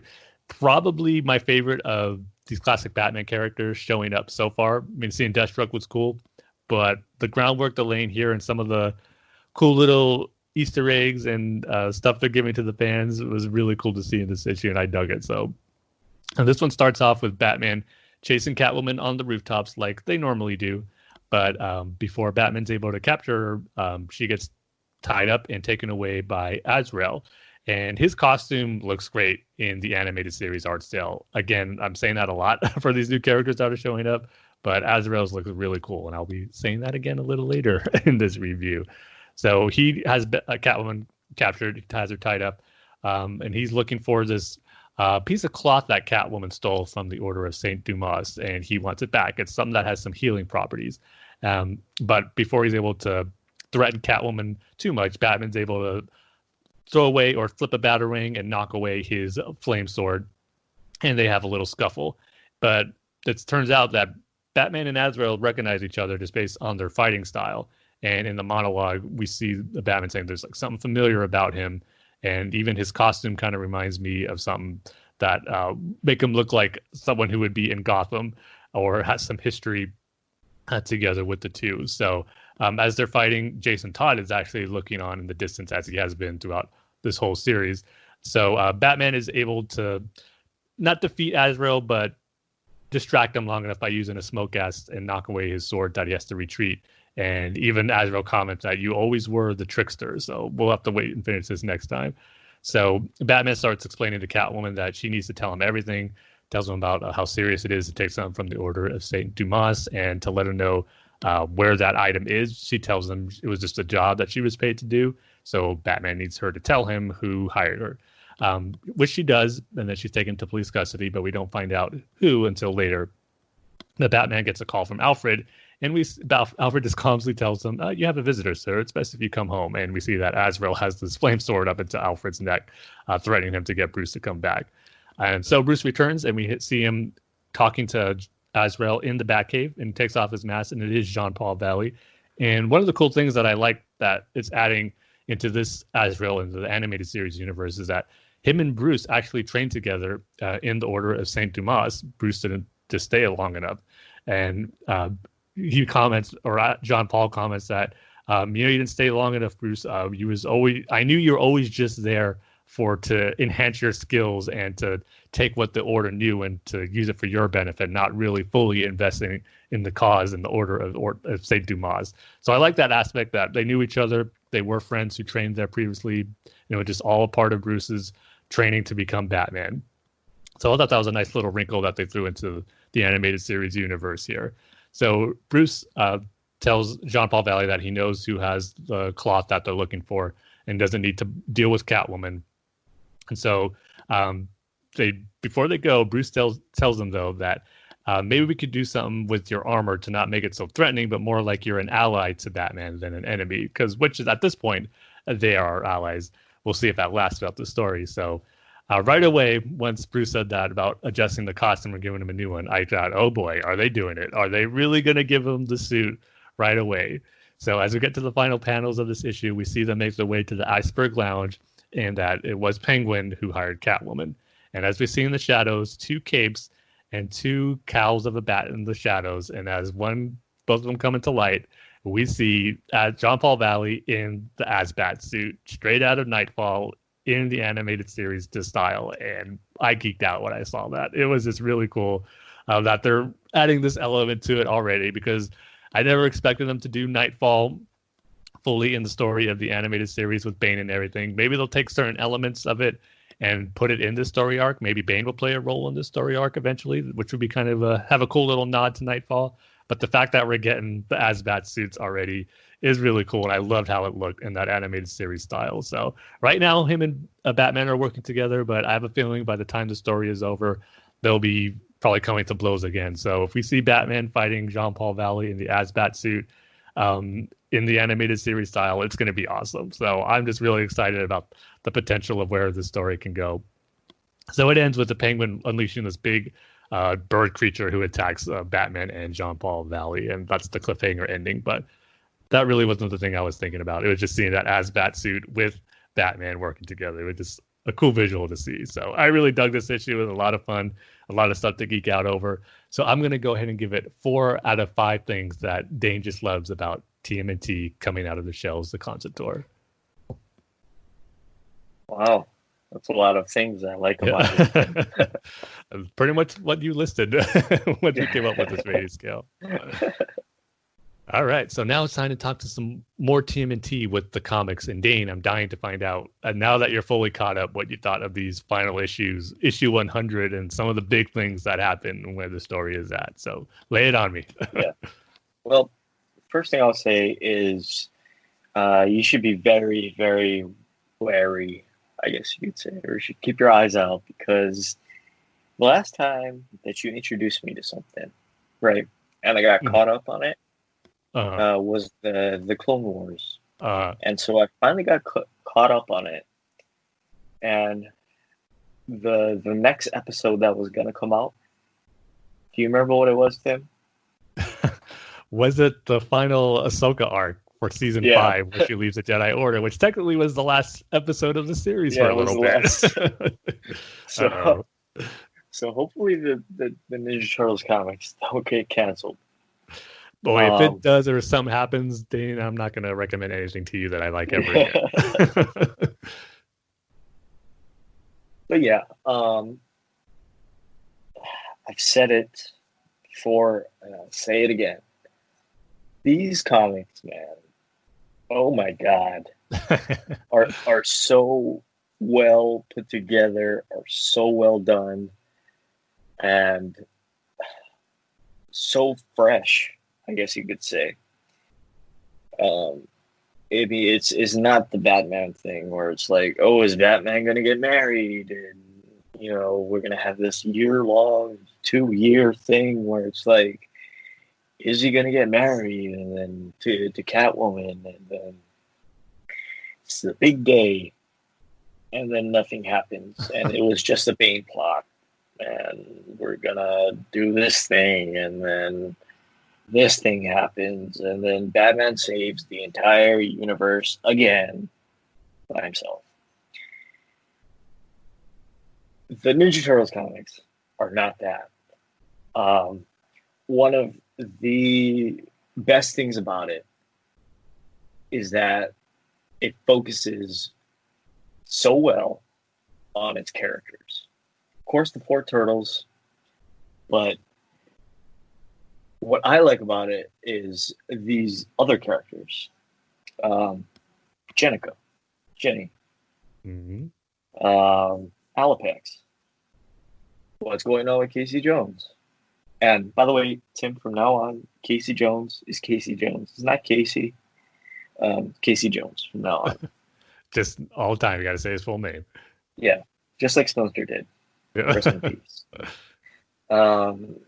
It's about April. You know, so all these different characters, even the Mutanimals, Sally, and my favorite character, Tim, my favorite all of these characters, Pigeon Pete. Yes. What's going on with Pigeon Pete? What's going on with him? One character that I wish we would see more of is Woody. Let's have a micro series about Woody, the pizza delivery guy. I know, especially with how things left with him and Mikey. I know. Yeah. But yeah, it's mostly about characters. That's what I really, really love about it. It focuses on its characters, and that's its true strength. And I can't say this enough, Tim. I cannot say this enough. They don't sacrifice character for a big story arc, for Shredder coming back, for Shredder being, you know, the big baddie, going to I keep on forgetting the name, not Utrom, Krang? No, the place with the elves. Oh, Neutrino. Neutrino. Right. It's they don't sacrifice character for big story arcs like that, even though because that would be the easy way to go. You know, let's have the turtles be the heroes of the day. Let's have the turtles be, you know, the main part of the story, and they are, but just in a different way. Yeah. You know, they are the heroes of the story. They are the main focus of the story. But there's another story going on, which is the main plot of the story, that almost has nothing to do with them. Like, you look at City at War, it's not really about them. It's about Agent Bishop. It's about Splinter. It's about Kitsune. Yeah. It's about Karai. It's about all these different other people doing what they're doing and bringing the city to war, or at least warring with each other, or at least trying to, you know, get their way. And the turtles are these side characters that kind of don't really have anything to do with the story. You know, they have their own problems. Yeah, it's like caught in the middle of it while dealing with their problems, like you said. No. Yeah, right. They have their own problems. Like City at War, it's the turtles trying to do their thing without Raph, right? Because Raph goes off and he's all angry that they didn't save Splinter after Karai, you know, took over the Foot Clan. That is what I truly, truly appreciate about this IDW comic, and it's something that I feel like with comic book movies, with comic books being the biggest thing in the world right now, I feel like, you know, the big companies, you know, Marvel and DC and all these other companies, this is what they can learn. They can learn that they can have this big story, but their character doesn't have to be the main part of it.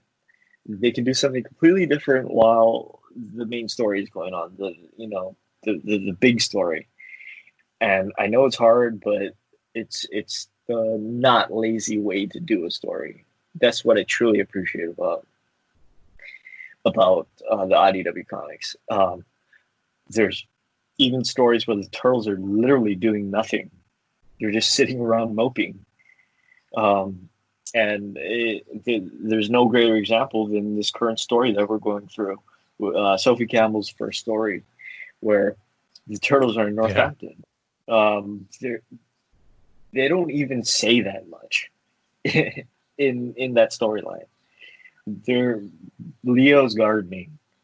You know, Mikey is.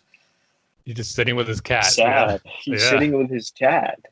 Donnie is writing the next great sci-fi novel too, which I would love to read. Me too. It's like, it's great. Like, there's no dialogue, like you said, but yet no words say more than what if there was dialogue. Sure. Yeah, and that is what I truly appreciate about what Sophie Campbell did with that story, and I just love so much about this comic. I feel like this is exactly what I was looking for. This is, I mean, especially after, you know, and I know a lot of people like it, and I know a lot of people appreciate it, and I know it's what people wanted, but I was so appreciative of this comic, especially after the doldrums, I guess you could say, of that Batman storyline where he's getting married. I just can't appreciate it enough. Yeah, I mean, I could definitely understand that. Like I said, it's a lot of us feel about that comic, that whole series, as Turtle fans who've been enjoying it for years, and I'm just so glad that, you know, you're fully into it now and invested in it and loved it as much as I did. But I want to ask you specifically about some of the big things that happened in that City of War arc. Yeah, sure. The biggest thing being Jennika becoming a Ninja Turtle and being mutated. Yeah. Did you know about that going into it? Because I know it was a lot of discussion when that news first came out of that happening. Were you able to stay spoiler free? And if you were, what was your reaction when it happened? Yeah, I did not expect that at all. I did not see any of that spoilery stuff when the story was going on. Had no idea. And I love it. I really like it. She fits right in. Yep. Mm-hmm. But I particularly like what they did. I don't know if you've read it. I just finished reading it this morning, actually. The Jenica arc. I mean, the Jenica miniseries.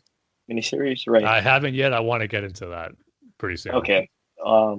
Sort of a smaller story. It's not, this big arc, which seems to be the theme of the micro series.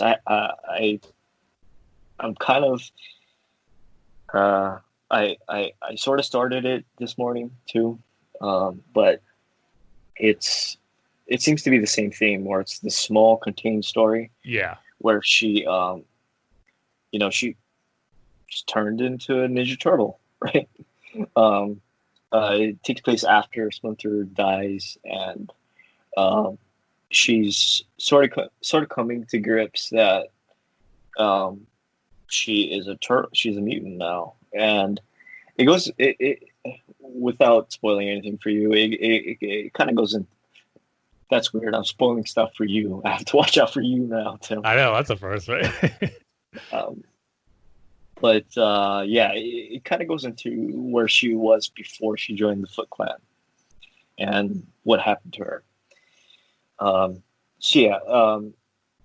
With that, and I really like how they're doing the whole Jenica Casey thing, where they were sort of starting to, get interested in each other, romantically. And then now that she's a turtle, things are awkward, right? I think that's safe to say, right? Yeah. Things are awkward, and I just really like that aspect and how she feels. Kind of a spoiler a little bit, but not really, because you can imagine it. How alone she feels and how isolated she feels now that she doesn't have Casey.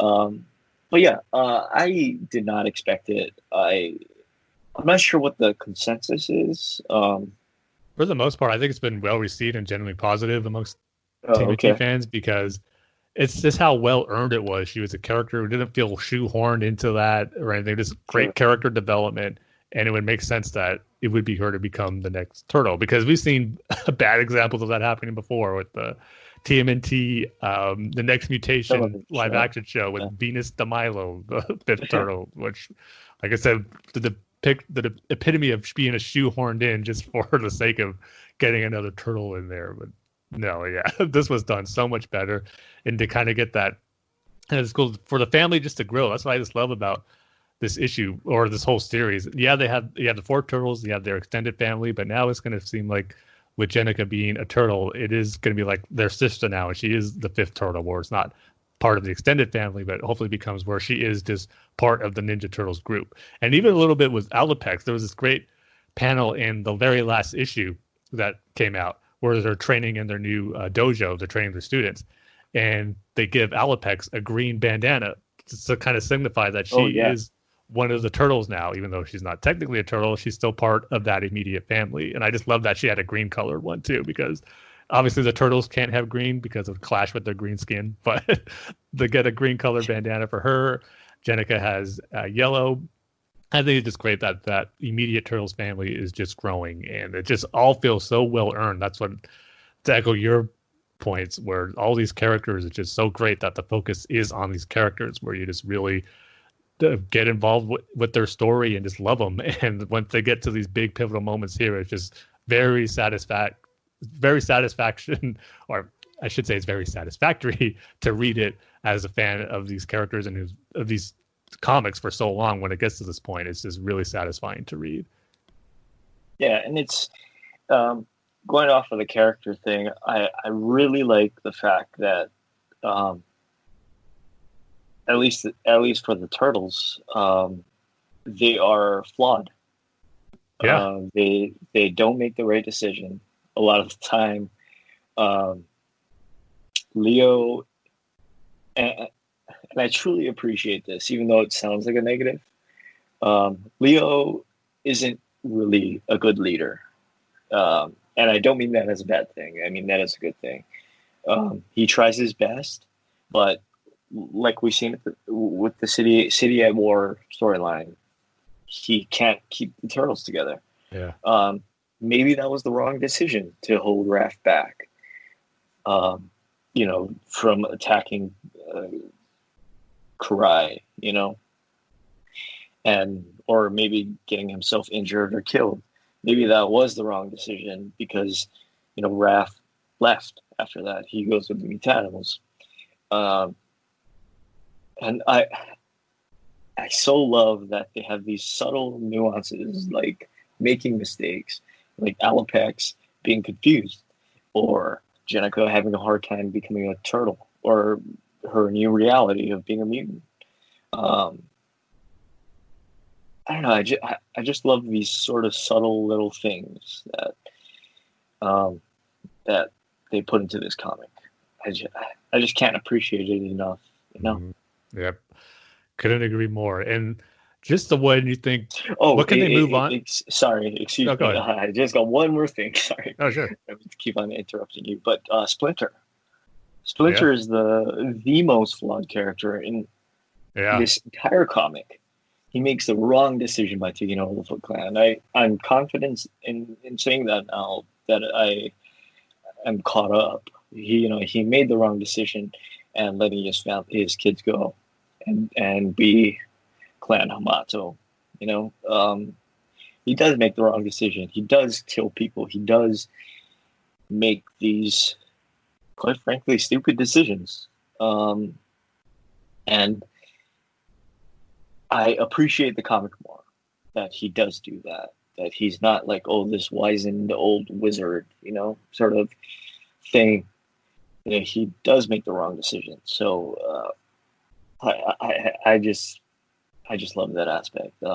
And how they sort of play off of that, like you could take a character like Old Hob, right? He is complicated. It's a complicated situation. I know what he's fighting for, and it's a great thing. He's fighting literal racists, right? Mm. And he is just going through it. He's just fighting the fight in the wrong way. I feel like it's the wrong way, but in an extreme way, in a wrong way. And we see that with some of the commentary that Sally has, right? Mm-hmm. But again, I can see where he's coming from. He's fighting against people that would torture him, that would kill him, or people like him. And he's trying to prevent that from ever happening again. Real quick, Dane, did you read his micro series issue yet? No, I didn't. Oh, okay. Definitely make that one you want to read, because it just makes you understand the character more and actually feel for him more. Okay.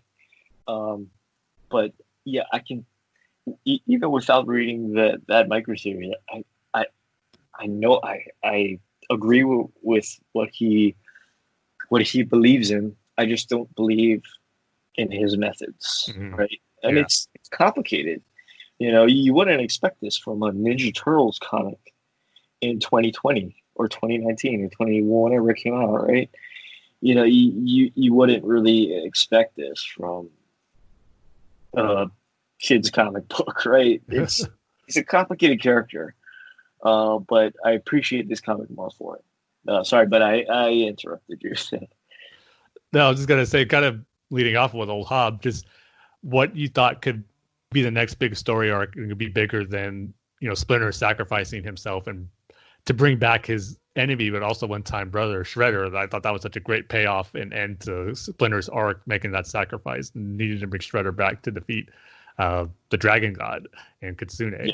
But the way that things can get bigger than that, but this new status quo that was left by Old Hob igniting that mutagen bomb and mutating a good portion of New York to where they have to have their own section where pretty much where they're quarantined off from the rest of New York.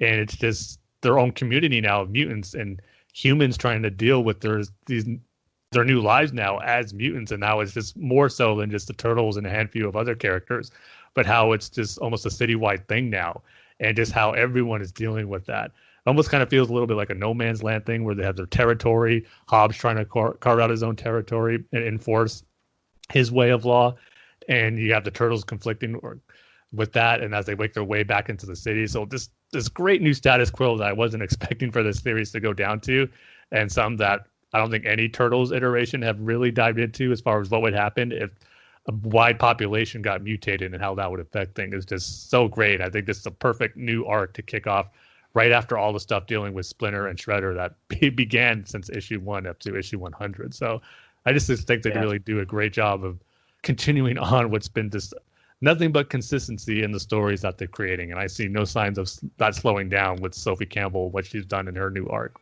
that we've got after issue 100. I just continue to be blown away by it. Yeah, and it's, or at least what I found interesting about Old Hob and this mutant town is how, like I was saying with Old Hob, he is, I understand what he's trying to do. You know, he's trying to get the food for the people, right? But then he's doing it in a way where he's creating mutants for the Foot Clan and trading them for food. Food and supplies and weapons and stuff like that. I mean, it's pretty much human trafficking what he's doing. It's like they're mutants, but the same principle applies. We should call it what it is, human trafficking. But you have this other story with Alapex and her, I don't know what you call it, shelter, but that food isn't getting to the people. You know, where's the food going? He's hoarding the food, and it's people like Mona Lisa who are sneaking into wherever Hob keeps the food and giving it to Alapex. You know, so it's just weird. It's like a political story almost. In a comic. It's really weird, but it's really works at the same time. But what I really want to talk about is City at War and Splinter. I could see that coming from a mile away. I saw it coming when he gets put into that dungeon or whatever that's called. Like, Splinter's going to make the ultimate sacrifice. I can see where this story is coming from. I just didn't know how or what was going to happen, right? Sure, yeah, I agree with that. Thing. Yeah, I mean, at the same time, it doesn't take away from it. I think the impact it has either. Sure, and like I don't know if you read the turtle notes at the end of each comic. Yeah. Mm-hmm. But people were saying like, saying what I was saying, like, I could see that a mile away. I knew that Splinter was going to die. But it was how it happened. It wasn't a big twist.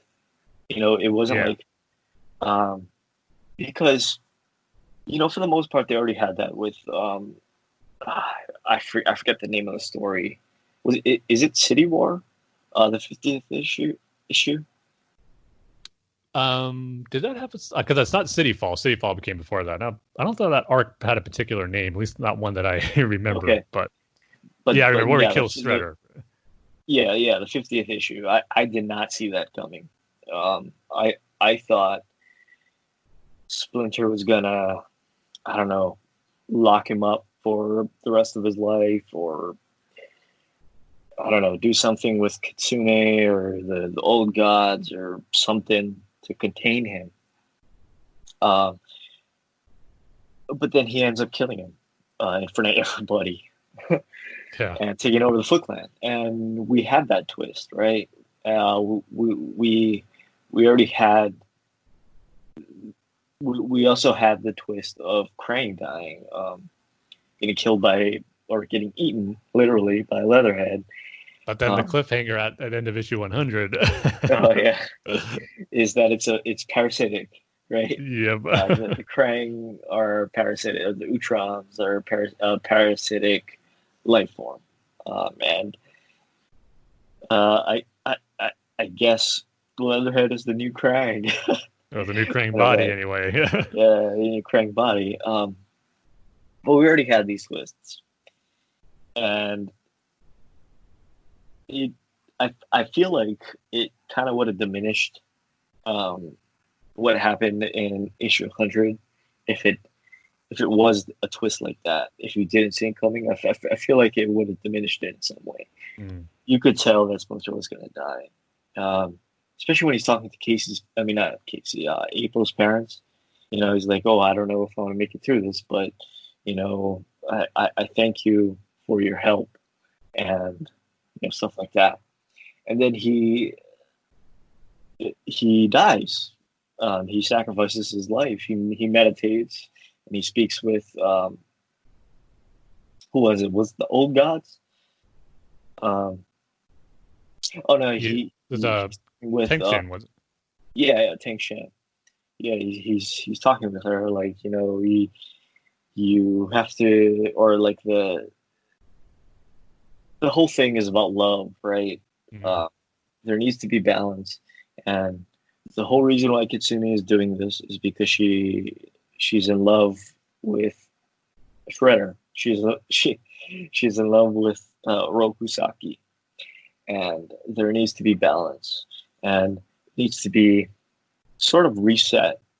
And so Splinter sacrifices himself so that Shredder can live. And that's the big quote unquote twist, and that's something that I didn't see coming. I would have never guessed that Yeah, that me he would neither. sacrifice himself for Shredder, so that Shredder and Kitsune, who was the big villain, the overarching big villain of this story, or at least the first 100 issues, she was the big villain. She turns out to be the big villain, and I would have never expected that. It's definitely a journey. It's about the journey, not the ending, right? Sort of thing.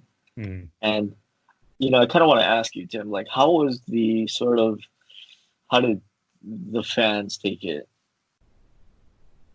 I think I haven't really heard too much negative reaction for it. Really, I think most of it's been very satisfying, and at least for the small circles I follow, didn't get too many as far as different circles of the TMNT fandom and all their reactions, but at least the ones I follow anyway just seems to be in agreement with kind of what we've been saying about just how satisfying and earned this ending was, and just how it Yeah, felt right for the characters. And sure. even though, like you said, could have saw Thunder dying from a mile away, it didn't lose the impact and what the story needed for that to happen in order for it to make it a satisfying ending and to conclude his arc in the way it did, even though you knew it was coming.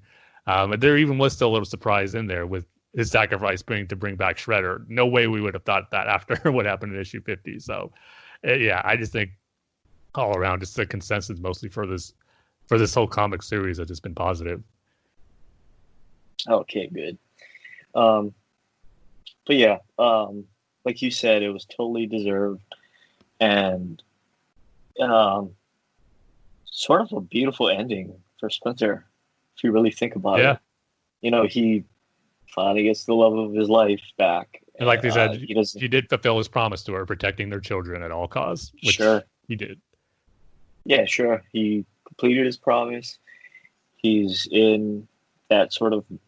I can't remember what they call it specifically, but he's in that Like sort of that dream meditation realm. state, Yeah. that dream world with Tang Shan. He doesn't have his kids anymore, but he it's a happy, beautiful ending for him, and yeah, I just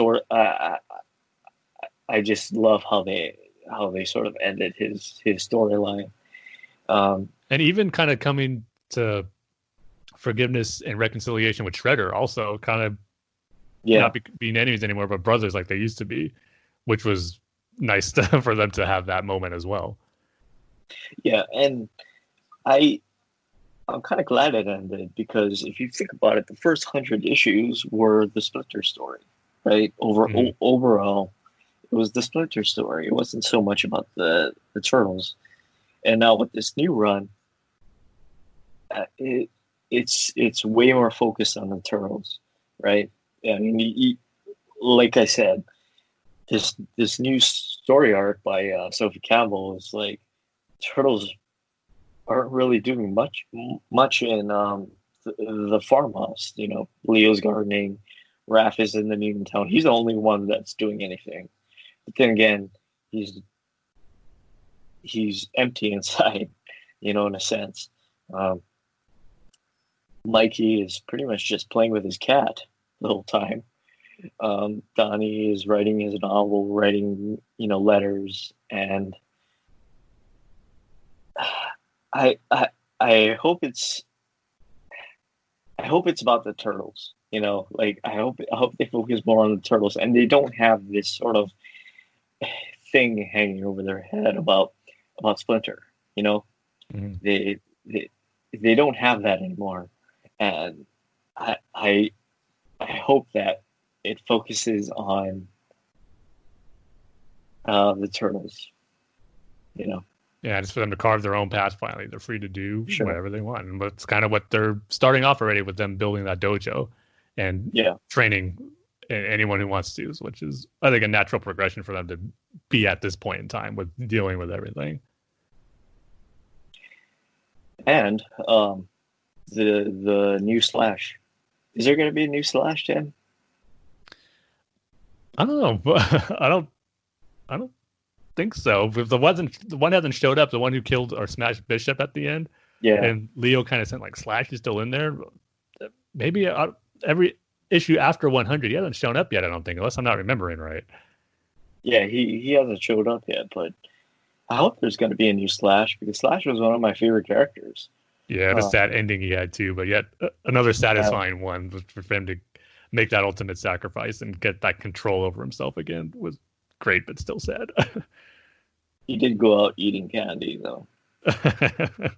So, I forgot about that He, aspect of it actually, but you're right. yeah, he had that candy bar. So, um, yeah, I just love this series. Everything they've done well. There hasn't really been a misstep. Nope. At least none that I can really think about. Oh, exactly how I felt. Yeah. Little bit on the Triceratons thing, but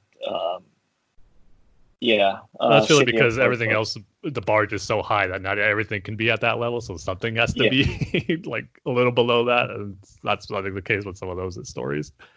yeah, but the City of War totally. At first, I was kind of because I'm not sure how you read it, Tim, because uh, you see, with the graphic, I mean, with the trade paperback, they included a lot of stories that sort of had nothing to do with City of War.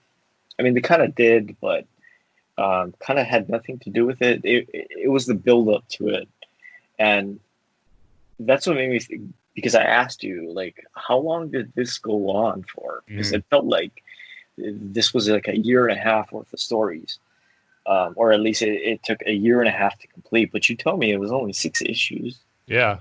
Or 5 issues in 6 months, I think is what it was. But maybe the trades Yeah, included maybe some of the tie-in issues that weren't part of the no, main because line. it didn't. Okay. Yeah, because those are separate books, or separate trade paperbacks, and like it goes into um, cry with the mob, with the mafia, sort of stand or killing those mafia guys that weren't behind her or Uh-huh. something, or they were trying to break free since Splinter isn't the leader of the Foot Clan anymore. Um, there's a lot of Jenica and Casey stuff. So yeah, that's why I'm wondering, like where do you consider City at War? Where do you consider the start of that story? Well, looking at the issues, technically, It started with, hold on, I'm going to look at it real quick. Because it could be where there's issues that were leading up to City of War and dealing with some of the elements, but technically City of War didn't officially begin until issue 93. Up until issue 100. Okay, and what happened in issue 93? I'd have to kind of skim through it. Okay, never mind. I don't have it downloaded. Yeah, because I was just wondering, because for a while, the beginning of the story, it was like, where are they going with the story? Because, it's City. It's actually two trades. It's City at War Part 1 and City at War Part 2, right? Mm-hmm. Okay. And City at War Part 1 is like the Cry stuff, her coming back to New York and taking over the Foot Clan, and then Agent Bishop attacking the Turtles, and then Jenica becoming a turtle. So yeah, I was wondering, like, I was kind of wondering where the story was going, and like, you told me it was only 5 issues in 6 months, and I was like what? Like, how did all of this happen in 5 issues? But anyway, yeah, I love City of War, Tim. It was the perfect cap to this. Oh, go ahead. I was going to say, it is more than 5 issues. I think I might have looked at it wrong when I was texted you earlier, but it is actually, let me see, 1, 2, 3, 4, 5, 6, 7, 8 issues of what it actually is. 8 issues. Yeah. Okay, so that makes a little more sense. But yeah, City of War was the perfect cap or perfect ending for Splinter, for that whole first storyline. I guess you could lump it all into one. 23 trades you can lump into one. And I just can't wait to see where it goes. Jenica, I love Jenica. I love her story arc. You have to read the Jenica miniseries, Tim. Okay, I'll put that. It's really well done. Yeah. Well, it's the perfect ending for that storyline and to kick off the new storyline. And who is this turtle at the end of the 5th issue? Yeah, I don't know if it's a turtle. Well, from what I get, it's that little creature. I think it's a turtle. The little girl that she was talking to at the very end, telling her, to like, you could be great, maybe not right now, but just give it time. And then he's like saying something like, who knows what the future holds? But then we see that's her grown up from the future is how I took it. So there's going to be some time traveling elements coming through in the next issue. Yeah, because I'm wondering what happens, because did you read, and it's understandable if you didn't, but the Christmas issue? Yeah. It was part of the main line one. Yeah. Yeah. And then, it's like your past, your present, and then your future. Mm-hmm. It was like the Christmas Carol, pretty much. Yeah, like a Christmas Carol. In the future, like, if Spencer had kept on his path, he would have been killed by the turtles, right? Or he would have killed the turtles, right? Mm-hmm. That's right. Yeah, I forgot about that. Yeah, and they all had that same face paint as that turtle in issue 101. So that's a good callback. Okay, I have to go back and look at that now. Yeah, they all had. They didn't have the bandana. They had face paint. So yeah, I was just wondering about that, but apparently you didn't catch that. It's been a while since I read that up until the last issue. So yeah. So I don't blame you. But yeah, I just can't wait to see where this story goes, and definitely listen to that interview with Sophie Campbell, because she is a Ninja Turtles fan. Yeah, you get that right, not just from reading her issues, but then reading her tweets and all that. She's a big fan of it. Yeah, so she is a Ninja Turtles fan. She gets it, and and her art is really well done. Yeah, She it's my is favorite. Yeah. probably my favorite. Yeah, my favorite artist. And just judging from the storyline, where pretty much the turtles do nothing except go to a concert. By the way, nice shout out to Out of Their Shells. Yeah. It all goes back to other shells. Yeah, it all comes back to it, Tim. That's the origin story of the Ninja Turtles is Out of Their Shells. Yeah, nice shout out to Out of Their Shells. But if if this is an indication, this first storyline, it's a really good indication of where we are going to go. It's a really good omen, I'd say. Agreed. And the best part is now we could read them together at the same time and start talking about it Yeah, together where it's not we're experiencing all the new hopefully great stuff that happens in those issues. So it's going to be fun to kind of review each issue now on their own and talk about it together. yeah. I think the new issue comes out next week. I think, or the week after. Sometimes so. July 17th or 18th. But yeah, I can't wait for it, Tim. Yeah. My love for comics is back. I can't Yes. believe it. I can't believe it. It's glad to have you back, and I would say I'm not surprised that it is the Turtles comics that did it, because I knew how amazing they were, and I'm just so glad that you took to it like I did, and now you're fully on board with how amazing they are. That makes me so happy. Yeah, I'm sad that Tom Waltz and Kevin Eastman are kind of taking a back seat now, but It's in great hands. These first 5 issues afterwards is any than indication. I am more than happy that Sophie Campbell is taking over. Yep. And now you can go back and read those micro series issues. I think are some of their best. So you still got that to look forward to. Yep, I am. I'm going to read the micro series. I'm going to read the villain micro series. Hold on. I bought a few more too. Let's see.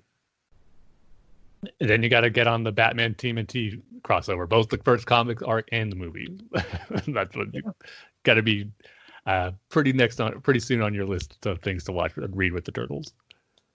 Oh yeah, the second volume of the micro series. It looks like it's Casey, Splinter, April, and Fugitoid. Is it Fugitoid or Fugitoid? Fugitoid. Fugitoid. Yes. Okay. And I have to remember Jenica. It's Jenica, not Yenica. Like when she was first introduced, I was calling her Yenica for like the longest time. Probably until she started being called Jenny by other people. No, it was actually you. Okay. You said Jenica, I think. And I was like, are they calling her Yenny? Yeah. But yeah, totally fine with Jenica. And it just goes to show how great this comic is. They're pretty much taking I hate to say it, but kind of a background character and making her an integral part of the franchise. Really. Yeah. So yeah, I love Jenica.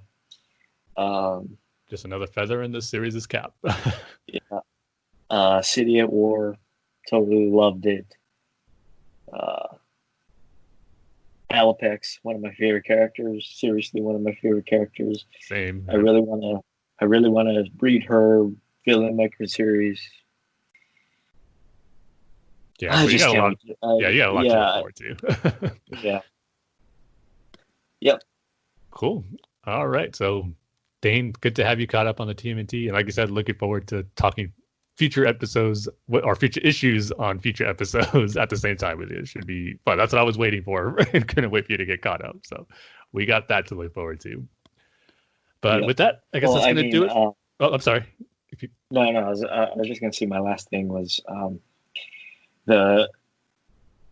once I got to a certain part of City of War, I just could not stop reading it. Oh, he's got to plow through it.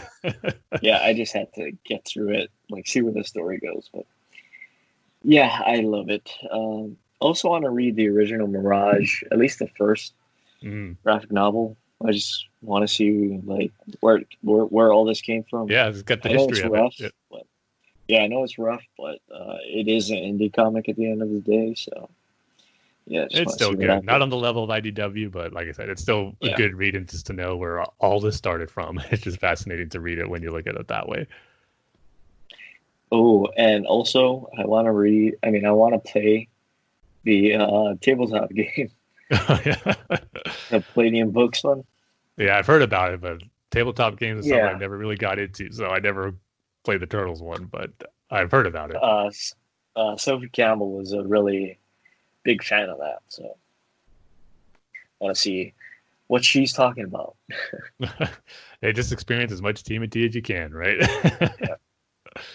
Yeah, and I'm so glad that I did what I did, where I skipped all of the ancillary stuff, Okay. um, the sort of micro series and stuff like that, Mhm. because now I have stuff to read while I Yeah. wait for the new issue. Make the wait a little less for the new issues. Yeah. But anyway, yeah, that's it. Cool. Well, with that, that's going to do it for this episode too. Ending it on a strong note with this Dane getting caught up on the TMNT comics. He loved it, and that makes me happy. So without further ado, I'll throw it back to you, Dane, for the outro. All right, just go over to BatmanUniverse.net, Facebook.com/BatmanUniverse, Twitter handles at BatmanUniverse, show's Twitter handles at Bat-Fans Podcast, Tim's Twitter handles at TimG311. I'll say it because I need to thank you for introducing me Thank you. via Out of Their Shells. And my Twitter handles at DaneSlipTheKnot. You can also find us at rating reviews on iTunes. And you can email the show at batfanswithoutpants@gmail.com. So with that, like we say at the end of every single episode, Tim. We love each and every one of you with all of our mutated hearts that are caught up with the Teenage Mutant Ninja Turtle comics. I thought you were going to say Jenica Hearts. It's too simple. I have to make it too wordy and complicated. See you guys next time. See you next time, everybody.